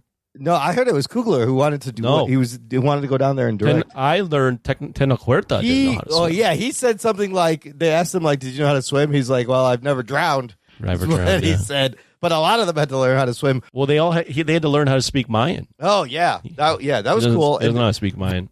Where I think I give Coogler a lot of credit, amongst other things, but I think what he does really well in both Black Panther films, and we've talked about this before, is he does a really good job of figuring out whatever it takes to navigate the Marvel Cinematic Universe sandbox, where these movies are MCU movies, but he does find a way to inject them with something that makes them not feel all like other MCU movies. Like there's a lot more culture, there's a lot more subtext in here that's a lot more serious in both of the films than there really is in most other Marvel movies. It didn't feel entirely Marvel formula, but you feel it when it's shoehorned in there here and there. But he like you said, he's trying to make it its own thing, and I think he succeeds largely. He does. It has the same feeling as the first movie, because all the creative people are back. They have discussed the third movie, I read, and there are... That's going to happen. Yeah, that's going to happen, and multiple Disney Plus spin-offs are planned. The Ironheart show will probably pick up right after what happened in this movie. She's from Chicago in the comic. Oh, is she? She was funny. I love that line where she's like, "Oh, y'all decide to stop having Black Panther when I get kidnapped." Like, that was kind of fun. She said something something's like, "You better think about your bald head" or something like that when they're in. I like that part where before they get in there, Shuri's like, "Hey yo, let me holla at you." She she does like a Chicago accent, or not Chicago, like an American African American accent. I thought that was a little fun. I thought that was clever. When she's undercover in MIT. Yeah. Trying to get her. Overall fun time. All right, let's rate it. Let's rank it maybe in phase 4 or the whole fucking 30 movies, which is very hard, I know. Anthony, final wrap up thoughts and give me your score and your ranking. Oh, phase 4 movies or phase 4 overall? No, let's just do movies. I like it. I think I No Way Home is my favorite of the phase 4 movies. But I think I have this tied with Shang-Chi. Oh. There's some days where I might have Shang-Chi higher. Yeah. There's some days where I might have Wakanda Forever higher. And as far as my rating for it is 7.5. Oh. And I do have it ranked amongst the Marvel movies, and I have it ranked 13th out of 30. So I have it. That's not bad. I have 12 Shang-Chi and 13 Wakanda Forever. Yeah, I mean, it's getting hard to crack. I don't have it better than Black Panther, though, for what it's worth. Okay, and what did you think? You already said, did you think it was better than the first one? That's a good question. But it's hard to crack this top 10 of MCU now that there's 30 movies. Like, it's getting harder. So I think it just misses the top 10. Okay, 7.5. Ruggs, what would you put it? What would you give it? Final thoughts. In the phase 4, it's second best. I mean, Shang-Chi's the next one down. No Way Home's on the top, obviously. So, so it's kind of like up in the top ones. Anthony said 7.5. That's like he's like scoring things exactly like how I would score them now. So it's like I don't even need to be on the show anymore at this point. I've just morphed into Rug Boy. Oh no! He's seen enough action movies now. That's right. Now Once I start talking about and what are we watching, bringing up Frank Grillo B movies that went direct to video, you might as well just kill yourself. We have at that fouled point. your brain. We have corrupted your little mind. Or you might as well just retire and just go do something else. We don't need two of I you should fuckers. probably. Yeah. Well, then when Anthony starts losing his teeth. So yes, then we can replace you. So I start losing my teeth and drinking high noons during the shows. Ruggs gives it a 7.5. I will say, look, for the feat they had to accomplish, I think Coogler succeeds in almost balancing everything. It is a heartfelt tribute. It is somber. The action is good. I don't think it's better than the first Black Panther, though. I will agree, because I was just watching the first Black Panther, and man, that whole movie just the conflict, the conversation between Killmonger and T'Challa, and the fact they have Michael B. Jordan, despite the third act being all rubbery, that movie is still very good. And I was watching Civil War, and that is an amazing appearance by his introduction is so badass. The action is badass. Yeah. He's so good in that. You get his character right away, instantly. Despite all that, I'm going to give it an 8 out of 10. And like you guys, Spider-Man No Way Home is my favorite. I'll put this number 2, followed by Shang-Chi, and then I think Doctor Strange, Multiverse of Madness, which I really enjoyed. And then maybe, I don't know, Eternals, Thor, Love and Thunder, or Eternals, or Black Widow. Black Widow, I don't know. Those 3, I don't know what order. They all suck for different reasons. They're all kind of tied. I don't know which order they go in, but we are at the end of the Phase 4 of the movie. We end this Phase 4. I mean, I think there's the Guardian special, which technically ends Phase 4, but we're for all intents and purposes done with Phase 4. Yeah. Just quick thoughts on Phase 4 and particularly how it ends. Well, you want to do it now? I thought, you mentioned before Phase 4. I think we have a lot of shows. We could probably do a more in-depth thing later, but just how are you feeling now after with this potential with this being the end of Phase 4? I'm happy it's over. Look, here's the thing: is you have 7 movies and like 11 things on Disney Plus in Phase 4. I think it started strong and it ends strong. Basically, in the middle gets kind of wishy-washy. It's all over the place. I think there was like Black Widow wasn't necessary. Thor: Love and Thunder and Eternals were unnecessary films. So I think very few of the films were actually necessary or felt like they did anything. Or were worthwhile to like do a movie about, because Eternals don't even acknowledge it anywhere in the Marvel universe. Namor would have been like, "What's this big fucking guy sticking out of the ocean over here?" They don't. They act like it never happened. So it's like it feels weird that you have all this synergy in all the first phases of Marvel. Yes, and then now there feels like there's nothing makes any impact. I will agree with that. The synergy is missing. If you notice, they're doing a thing where they're introducing, the next generation of characters, and sometimes they become MacGuffins, plot devices. We've seen that in several of these movies, but also all of the credit scenes refer to the movie itself. They have stopped setting up a bigger thing. So that's the only thing that bugs me is like, yeah, they're giving us a lot of new characters, but they haven't dropped any breadcrumbs as to where everything's going like it used to be. It's a whole different game now after the Infinity Saga ended. That's the problem. It's like, okay, so they spent how many years telling us, hey, we're making a universe. It's all connected and things are, we're the only people that are doing this, that are doing it so well. And all of a sudden this phase comes out and it feels like they're doing what DC did. Like nothing fucking makes sense and they're just doing whatever they fucking want. And it, there's some quality control, but overall, I just don't understand, other than introducing characters, what this did. And then out of these characters, maybe like the only one I really like is like Shang-Chi. They've given us 3 mutants, 2 of which are still alive in Phase 4. If you count Kamala Khan, Namor, and Professor X, count him technically. But so like they're setting up lots of different things, but where's it going? I'm still like, I would take Charlie Cox over all of these characters they introduced. Just put him in the Marvel universe in his own movie. I would fucking watch that any day of the week. We'll get there. We're gonna get there. We're gonna get him. I'm just saying, like, when you can't beat something that wasn't even done in your own universe, that was done like 6 years ago, right? Yeah. There's something wrong. What about you, Anthony? How are you feeling about Phase 4? So, including, I don't consider I Am Groot, but technically that does count. Yeah. It's although I never watched it, and I don't know if I ever will. There were, let's see, it's here. like 10 things. Then. 2, 3, 4, 5, 6, 7. There were 17 things. Yes, that came out in Phase 1. That's a lot of things. Phase 4. I mean, this was right when they announced Phase 4 and what they had, I was like, this is their experimental phase where they're going to try a bunch of shit. They didn't think that they wouldn't try to connect some of this stuff. Maybe they will in Phase 5 and obviously Phase 6.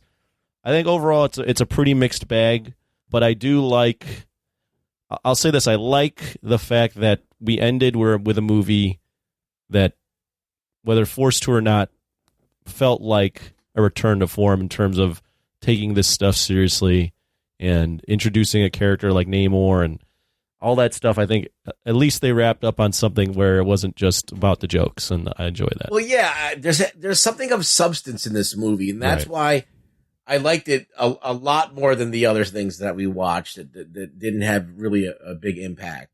Like I was like, okay, it's a movie, but there's all, you know how like Winter Soldier is like a spy movie about like not trusting the government. So this is a movie about colonization and resources and things like that. And okay, so at least it's about something, and it's serious, and you can there's death, and you can feel like that they carried over real life into the actual fiction. And I think that was a crazy move. That was a gamble. Like, and I give them props for that.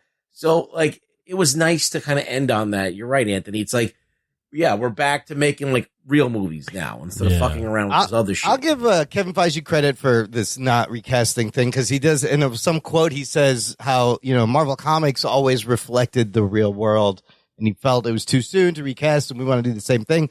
And then they slip in the little kid at the end, and I was like, oh, I see what you're doing. So in that way, it's true to the Marvel structure. I did want to point out, as far as new characters, I just was looking at the films and the lists. So I'm just going to go down this is my personal, like, who of the new characters that they've introduced have made any sort of impact. So Black Widow, I think what's her face? Florence Pugh. Elena Belova, yes. Elena Belova was good. Yeah. Shang-Chi is a good new addition. Eternals is unforgettable. Spider-Man's forgettable. Doctor Strange in the Multiverse is forgettable. Thor and Love and Thunder is forgettable. Black Panther, you get Namor. So there's 2 right there from the movies. 3 right there from the movies, which is not a ton. America Chavez didn't do nothing for you? No, not yet. No. They've got to do more with that if they want to make that an impactful thing. Yeah. Loki, you do Kang. Yeah. So kind of. Falcon and the Winter Soldier, not really. Hawkeye, you did get Kate Bishop, which is nice. Bishop. And then Moon Knight, you got Oscar Isaac, which I hope he comes back. Kamala Khan and Miss Marvel. Yep. And I'm going to say She-Hulk right now because I like, what's her face, She-Hulk, as Tatiana Maslany. But I think it's so polarizing that I don't think that character has the impact yet. So I would not say she's made an impact. I think I feel like she's got potential. Yeah, she's made a little. I feel like there's potential there. I just think they did her dirty big time. What was the other guy that you brought up?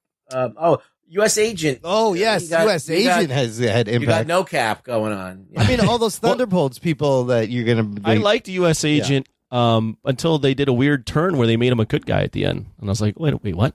Well, yeah. Because he was a bad guy throughout the whole thing. And then the last episode, they're like, oh, no, he's good. I don't think he's a good character, but at least he might be useful. Yeah, nobody's talking about Echo, by the way. Oh, yeah. No, what about there was Echo? Or Kate Bishop. Yeah. Are we talking about Kate Bishop? Yeah. I brought up Kate Bishop, but that's crazy to me because I'm looking at every series, and I looked at Hawkeye and thought of Kate Bishop. Totally forgot Echo was in that She's series. Getting her own show. She's getting her own show now. Similarly, I looked at WandaVision. Totally forgot Agatha was in it. She's getting her own show. Yeah. Some of them, some hits and some just whatever. Well, we got what's her face in there? The other one, the other Captain Marvel. Oh, Kamala Khan is all she's definitely not her. The other one. Photon. Monica Rambeau. Monica Rambeau. Yeah. Still iffy on that character. Well, you also had to do more work. Moon Knight. She became his girl. Moon Knight could be cool. I mentioned Oscar Isaac. I thought he was. I think Moon Knight has got a lot of potential. What about the girl? She got a suit and she's a superhero now. The scarab, beetle scarab, whatever. What's her name? I can't remember, but she was awesome. Fuck. I can't remember. The girl in Moon Knight.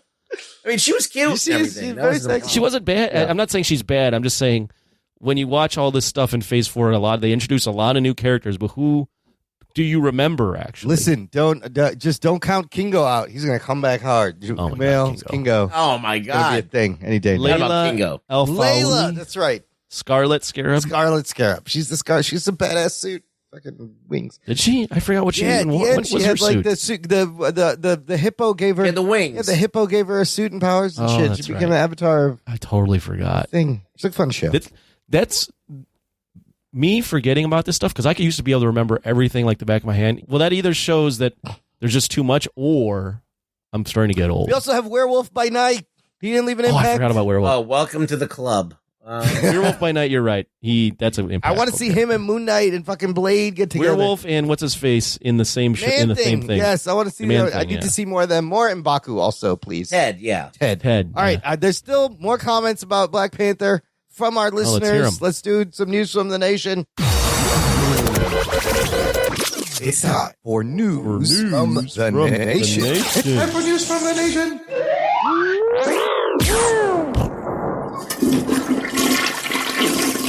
Nope. It stinks. It stinks. It stinks. That's fucking awesome. Yeah. That's really good. That's really good. Thanks. Some interesting comments. Not everybody's on the same page with this movie, which is what I love about our listeners. Blake Braden, he said he really enjoyed his film. Here's his pros. Coogler did a great job showing how each character processed their grief in different ways. He said it felt less of an MCU template movie and definitely had Coogler stamp all over this. Angela Bassett, Lupita Nyong'o, Denai Guerrero, Winston Duke, exceptional. Angela Bassett killing it. Funeral scene for T'Challa, opening MCU sequence got him a little teary-eyed. It's a hell of a lot better than Black Adam. Well, that's not hard to do. Skip it. He said he liked the mid-credit scene where it gives the MCU the potential to have another T'Challa take the helm if they want to go a different direction other than Shuri. And then Michael B. Jordan, that Killmonger swagger is unreal. Cons, he says, I thought CGI for the Ironheart suit and Dora Milaje underwater suits were very poorly done. I felt Dominic Thorne may have been overacting a bit, kind of felt shoved into the story. The first hour and a half was really slow with the understanding there was a lot they needed to go over with Boseman's death. But I was dozing off when Shuri volunteered to travel to Telecon. Oh, see, he's suffering from what we have. But he does give it an 8 out of 10 still. Billy Trosper says, I had someone shout in my theater, best comic book movie of the year, which from an MCU fan, I had to disagree and say Batman won. I will forever have in the back of my mind what this movie would have been like had Chadwick not passed 7 out of 10.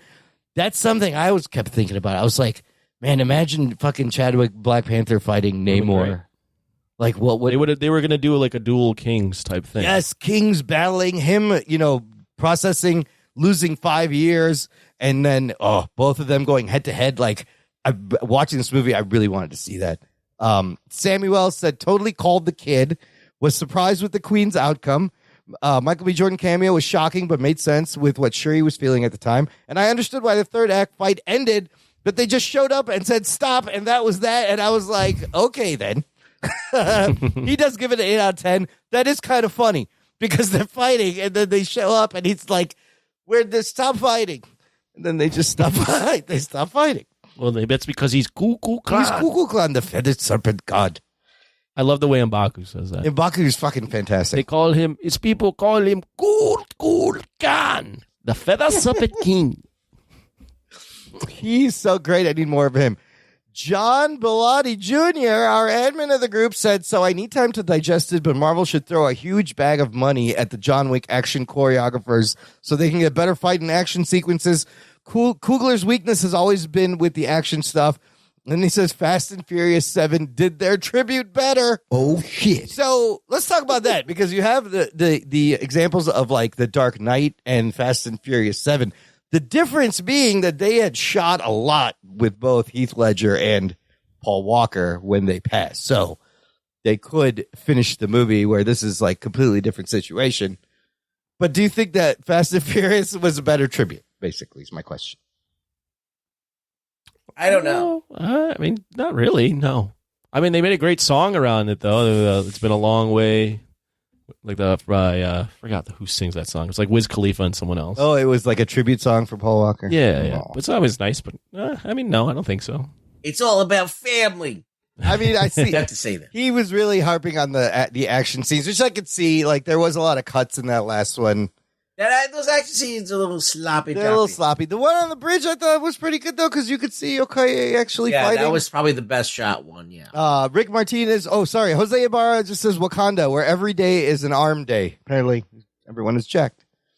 Kelsey Carter says, wasn't the best MCU film, but I think it was a great way to send off T'Challa and Chadwick. Great to see Ironheart on the screen, but also meh. Rick Martinez says Marvel hires the beautiful Lake Bell only to kill her off in 5 minutes. Floppy Jock. Floppy Jock. See, here's a Lake Bell fan. Joe Henry says, I'm going to be controversial, but Black Adam is a better movie. Oh, shit. Sorry, didn't like it. Script felt rushed, and Namor was poorly written. Floppy Jock. Floppy Jock. If I had to rank it out of the MCU films in Phase 4, I'm putting it maybe only ahead of the Eternals. Acting was the only high point for me. Story, meh. Action, not done up to par. Shaky cam. Some scenes, it was hard to follow. Just forgettable. Yeah, the acting was great in this movie. That's what helps it a lot, I I think. think it does save it a lot, but wow. Yeah, Joe Henry, different. Disagree, opinion. Joe Henry, but, movie art is subjective. It right? is, and I like hearing opposing opinions. I thought that was I could see that opinion and be But fine Black with Adam that. is not a better movie. Come on. Mate, no. Yeah, I mean, you're going to go, oh, the acting's better. Well, acting's a pretty big thing in movies. It's kind of all of it. You got the kid in Black Adam. You like the kid? Oh, you don't Joe think Henry? the kid in Black Adam was great? He was a great actor. I bought it. You didn't think he the was whole like way. he's going to get an Oscar nominee? Him For or Angela skateboarding? Bassett? Who's doing the better? Let's see. That's a tough I call. don't know. The kid can skateboard. Can Angela Bassett skateboard? I don't know. I guarantee you she could fucking skateboard better than that kid. She was badass. I guarantee dude. you she could land an ollie, no problem. I hope she gets an Oscar nomination. Okay, let's finish up with some what are we watching? There's a spoiler alert for things I don't know what. Spoiler Who alert. has caught up to Andor? I did. You did, Anthony? I think I'm now 4 or 5 episodes behind. Son of a bitch. This last episode 10 they put out, probably my favorite episode of Andor. It was thrilling, exciting. I was on the edge of my seat. Ruggs, what'd you think of this? Yeah, anyone who hasn't watched this show should watch it because that last episode, all that happens is something very simple. Yes. Like it's not some kind of fucking mind blow thing. It's just like this is something that has to happen in There's this stakes. story. There's life and death stakes. Like this is what they have to do. They have to do whatever this thing is, and you can't avoid it. And it happens, and it's fucking a nail biter, It's so good. and it is great, and it's well acted, and there's impact in there. So for Star Wars, I'm like, wow, I've never seen anything this good as far as performance wise, direction wise.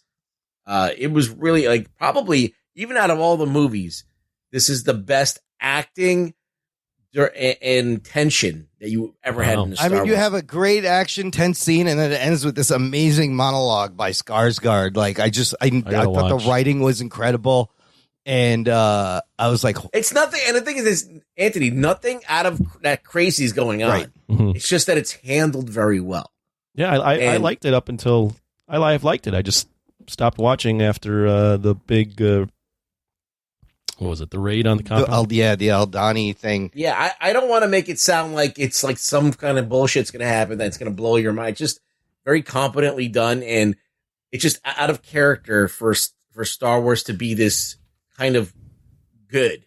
I thought it was the best episode of the season. Yeah, well, it is because of what's happening. Because of the buildup. And I thought it was something they were going to drag out for another 3 episodes. And I'm happy they're getting it. And I they was didn't. almost 2 episodes ago. I was like, "Fuck this show." Yeah.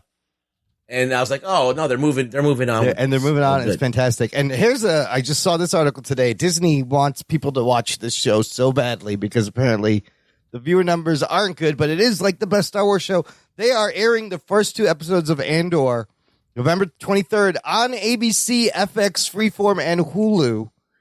It will be aired on network television and available on Hulu to get people brilliant. hooked, Do it. which I mean, it's one of the best Star Wars things I've seen in a long time. I can't wait. There's 2 episodes left. I want to review. There's people who hate this who are Star Wars fans. I mean, that's the thing. It's not It's like so not Star Wars. It is a show where people shoot with lasers and they actually hit what they're shooting and the people die. Not none of this fucking stormtrooper bullshit. Like they're not missing. There's death. We talked about the beginning how there's like sex and death and murder, and you're just like, holy shit. It's like an HBO show. I love it. It's good. Okay, what else? Who wants to go next? Anthony, what have you been watching? You watch any 90s movies?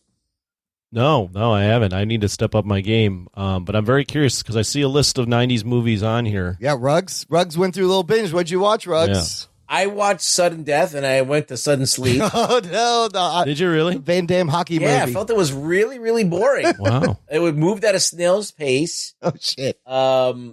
We know what he thinks, how he's going to vote, whoever the movie goes up against. So, I mean, like, I didn't get to the end of it. I was like, very, very, enthusiastic when he was beating up the penguin. Mm-hmm. And then I kind of like, it just took forever to get going. Like, I'm like, all right, what's happening? And then you find out that the cop is really bad and working for the dude. I'm like, oh my God, this is going to take forever to get solved. So, yeah, cause I'm like, now they're showing this, like at this point in the movie, it's weird. So, it just was the pacing was very strange for me. Then I watched Total Recall. Classic all time. I need to watch that. Full disclosure, I haven't watched Total Recall in a long time. Yeah, me neither. And I fucking enjoyed the shit out of this. I forgot that this movie was like a movie that Arnold should not have been in. And it was great. It's like Arnold has to do a lot of heavy lifting in this movie. It's a high concept sci-fi kind of thing. It's a fucking sci-fi Paul Verhoeven commentary and like memories and are you really living? It's very Matrixy, you know? Yeah. And you got Quado in there. Cohagen. That was interesting. I mean, you have him shooting Sharon Stone and going, consider this a divorce. He still gets to have great lines. You almost see Sharon Stone's boobs like 3 times, but you never actually see them. I'll watch that again. That's a fucking great movie. But good time. Very strange set designs. Very weird. Like every mutant has a vagina on their face. Like very fun. Like interesting. 3 boobs though. Weird. 3 boob. The 3 boob ladies in there. Yeah. So yeah, it was very good. And I also watched Navy SEAL. Oh, you watched the Bilotti troll movie that's entered our 90s action tournament? I don't think that's not a troll movie. He likes the movie. Well, okay. And how was it, Ruggs? How was it? Yeah. It was, I don't really. He doesn't have the words. Sometimes it's good. Okay. All right. And sometimes you don't know what you're watching. It's very uneven because sometimes it really clicks into a certain. Remember when we were watching like the Chuck Norris movie? Yep. Where like it felt like it was like a fucking documentary, and all of a sudden, Force, yes. Like Chuck Norris is on a motorcycle shooting missiles. Yes. It's kind of like a studio made this movie. This was not like a fucking B movie. This was like a real production, you know, with the like all of the army, like kind of like Top Gun, all the army fucking toys and stuff available, and they're using them, and you know they're using them to great effect. There's a lot of stuff that's shot on like either a location or a set that's pretty convincing. Like they're riding through towns that are like all fucking shot up and stuff. So there is aspects of it that make it feel like sometimes you're watching Red Dawn, you know, like that level. Yeah. Wow.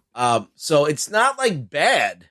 It's actually kind of better than I thought it would be in certain parts. In certain parts, it's like Saved by the Bell for some. Better than Sudden Death.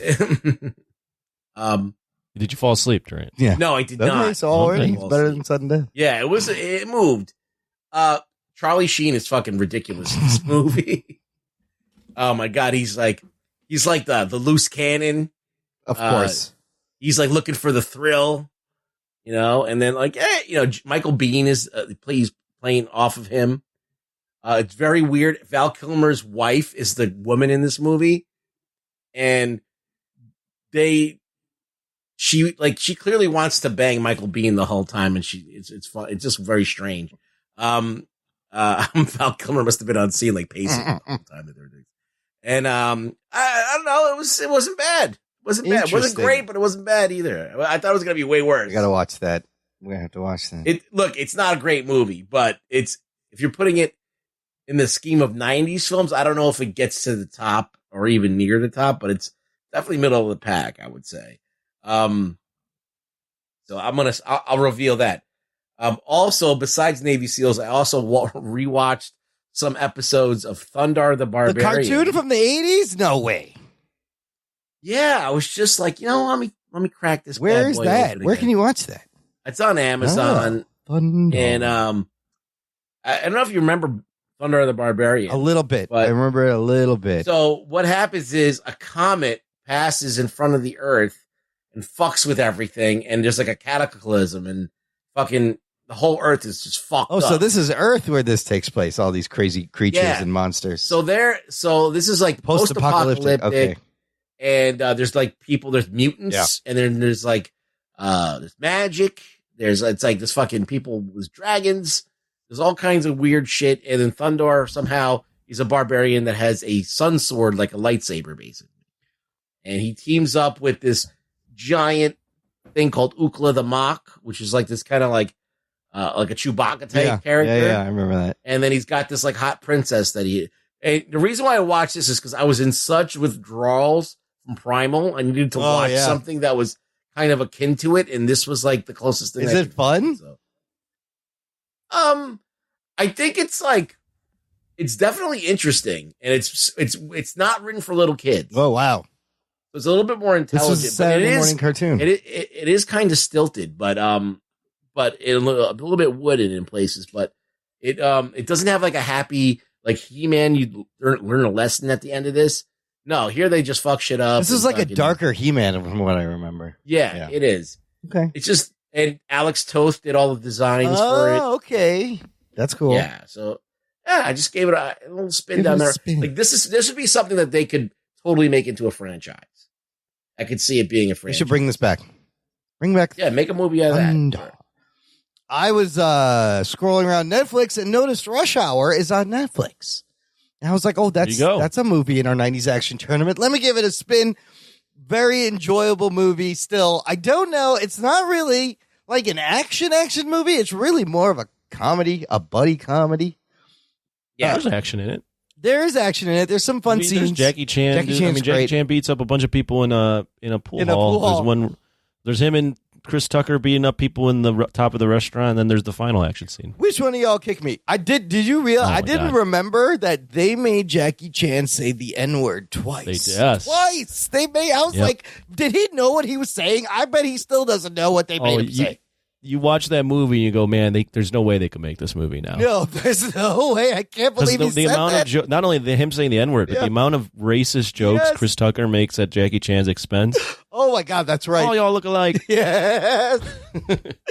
But dude, Chris Tucker is hilarious in the movie. He's I so love funny. That movie. So that's going to be a good. That's one of my all-time. That's a movie I'll watch. I love that movie. It's a fun rewatch. Like you can always have fun with it. Don't you ever touch a black man's radio, boy? Like, oh, can you do this to the Beach Boys? Can you do this to the Beach All Boys? the dancing. Hell no. He does a great Michael Jackson too impersonation. He was in the Michael Jackson video later for one of the songs. Did you notice? Is it Chris Penn? Yes, Chris Penn is great. Yes, yeah. Mr. Best of the Best. He's Chris selling Penn. him the C4. He's the C4 seller. A great Taekwondo champion. Oh, best of the best. Yes. How do you buy Chris Penn as a Taekwondo? That's a great movie, too.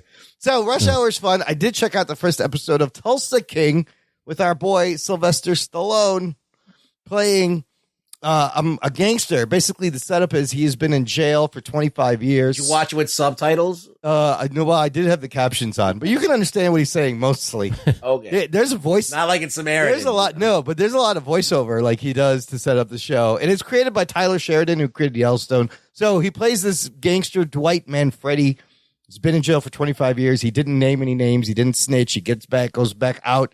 And the world has changed, and they've got new capos, and the mob, as a gift, it's really a banishment, give him the whole city of Tulsa, Oklahoma to run his business. And so it's basically like the gag of dropping Sylvester Stallone in the middle of Tulsa, Oklahoma. It is very cliche. He gets there and very quickly starts setting up his business and muscles in on a dispensary and starts getting his cut. And he hooks up with this lady at it was like a bachelorette party. And he just takes her home and they bang. And then later, she's got to be like in her early 40s. She's like, how old are you? He goes, I'm 73. And she freaks out. She's like, oh my God, I'm sorry. I have to leave. She's like, I thought you were a hard 55. And it was just awkward. But like at 73, he's still fucking banging broads. You think he still can get that thing up? Probably not. He's 73 years old. Come on. How many all the fucking shit he's done? It's so but yeah. He probably can afford to. Yes. He could find a way. Yes, he can afford to get the injection or the pump or the pills or whatever he needs. Let me put that little thing in. You know what? It was fun watching him. He plays a good gangster. It's very cliche, but it's a neat kind of. You want to know why they call me the Italian stallion? Fish out of water kind of gangster. I'll go 12 rounds, no day. So I may keep watching it. There's only one episode out on Paramount Plus. I also read that the Rambo isn't done. He's not done with Rambo. What? They were planning on doing a prequel, but now, according to the Hollywood Reporter, the prequel is now a sequel that will see him pass the torch to a new lead for the Rambo franchise. So they're going to call it Rainbow. Rainbow. It's going to be very inclusive. Apparently, they wanted to make Rambo 4 in the 80s, and he turned down $34 million payday. What do you mean Rambo 4? They made a Rambo 4. No. Well, it says here he revealed he turned down $34 million Imran reads to things. star in Rambo 4. But when did Rambo 4 come out? Later. Like 12, 14 years ago. There's been a Rambo. There was a Rambo 5 3 years ago. Yeah, Rambo 4. No, so Rambo 4 came out in 2008. They were going to make this in the 80s. Right after Rambo 3, and he turned it down and they didn't. So I don't know if it would have been better to do it then. There have been 5 Rambos. Yes. I haven't seen all 5 Rambos. I kind of want to watch the last 2. I haven't seen all 5. I've seen them all. They're not great. Well, give us a quick rundown on the last 2, 4 and 5. Are they good or bad? Well, 4 is good, and 5 is not so good. There you go. That's what I'd heard. 4 is not actually... bad. 4 is like, if you can get over the wig that he's got on, it's pretty good. Like, there's a scene where he's like getting ready for battle and he's saying like his like, he has like this like voiceover, and it's pretty fucking badass. You know, he's like, I'm a demon, I have to kill, you know, kind of thing.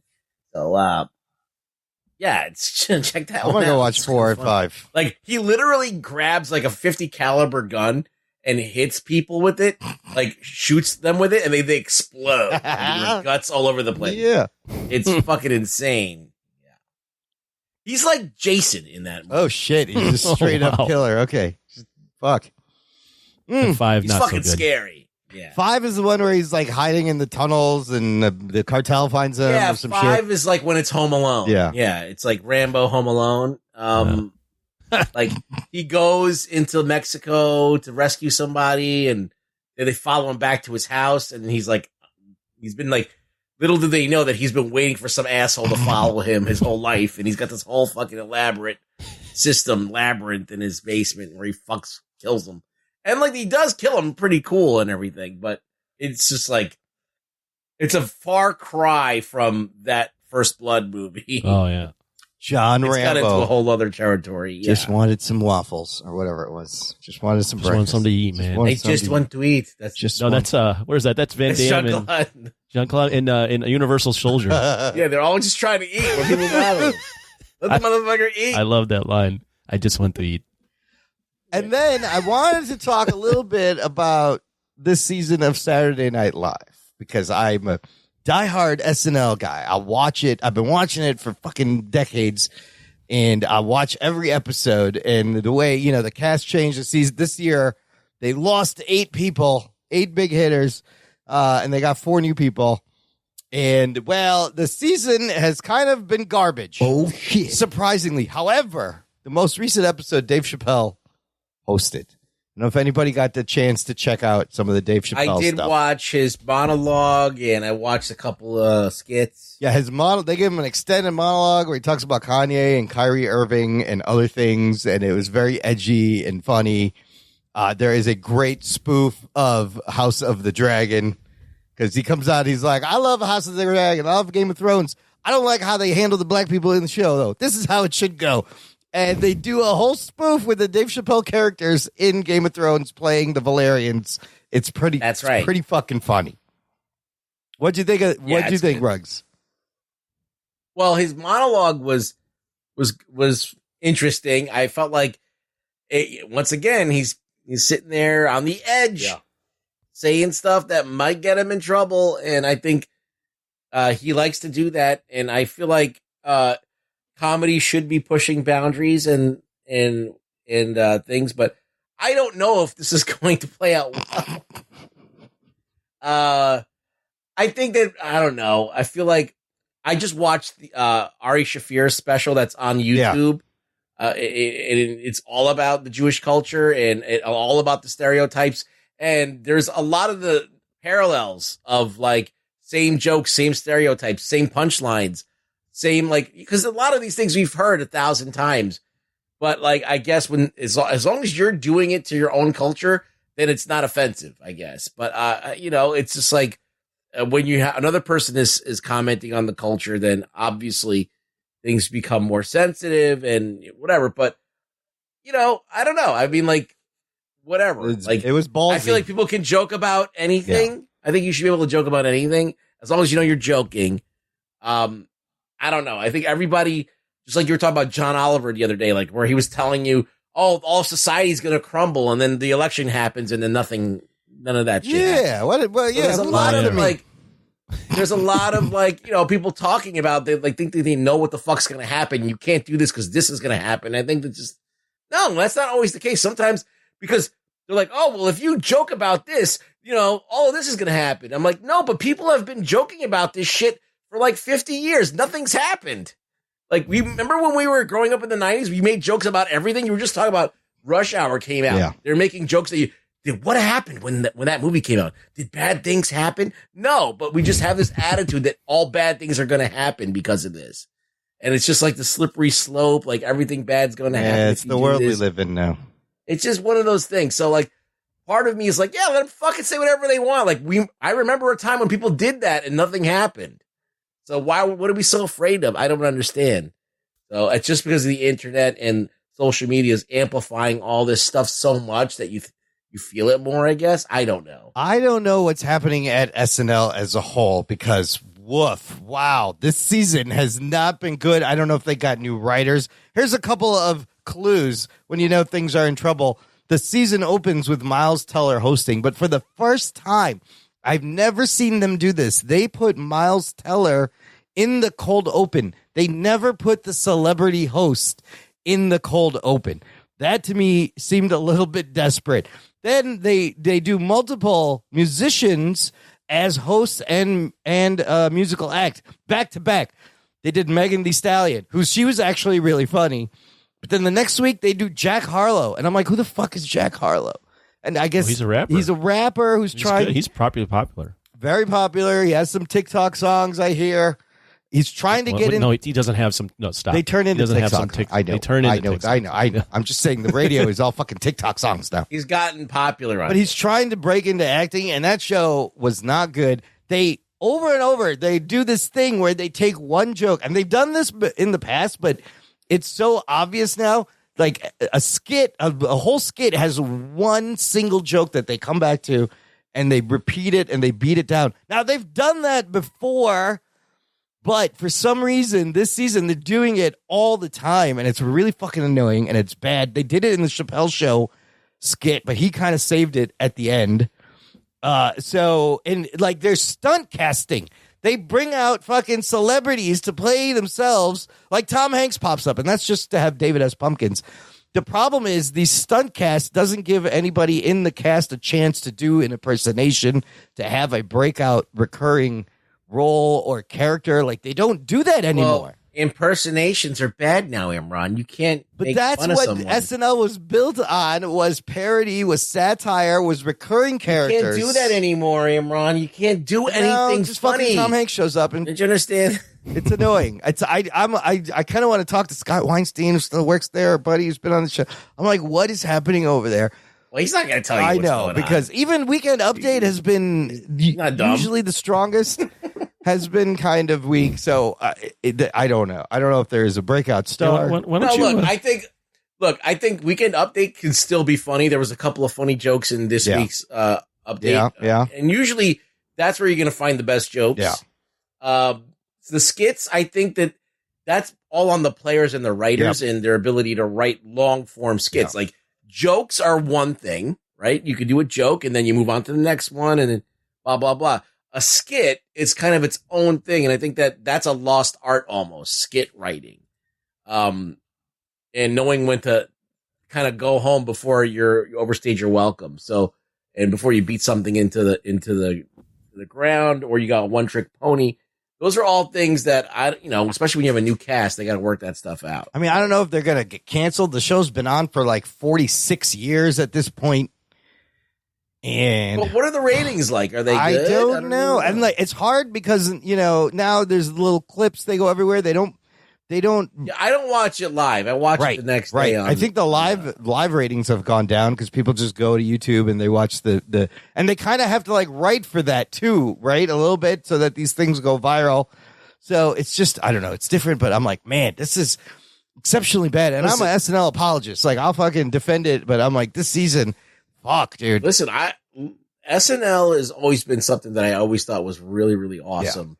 Yeah. And when you got the right people involved, I think that you can really elevate it to another level. I think that we were lucky that even though the ones that when we grew up with weren't immensely popular, like all of those people became stars in their own right. Like Sandler, Chris Farley, David Spade, like all those guys, even like one of them even became a senator. Okay. So yeah, but you don't see that anymore, right? Like a lot of these guys they've gone off and made TV shows during like, this is something Lorne Michaels never did before, is let current cast members go off and do individual projects. It was always like you would use SNL to break through and then you would be a star and you would move on.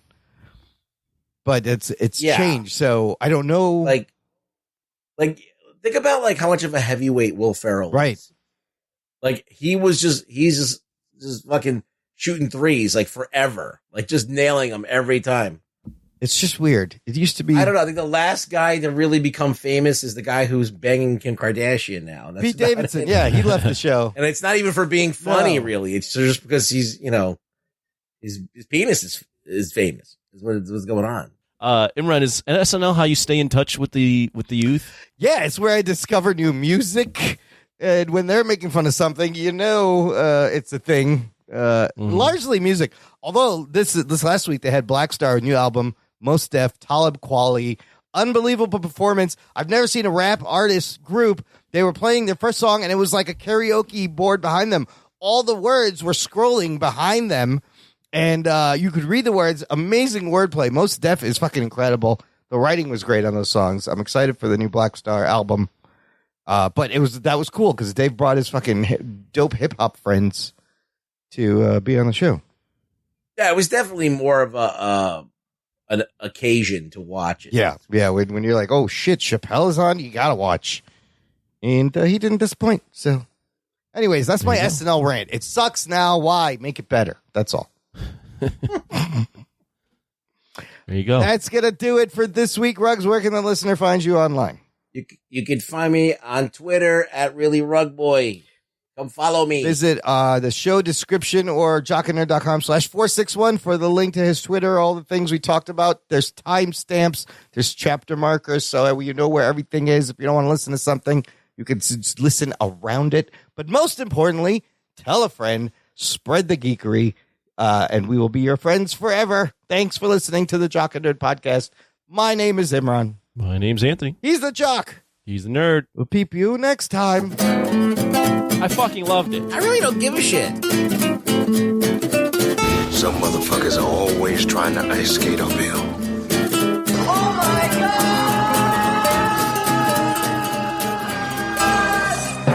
God! Jock and Nerd.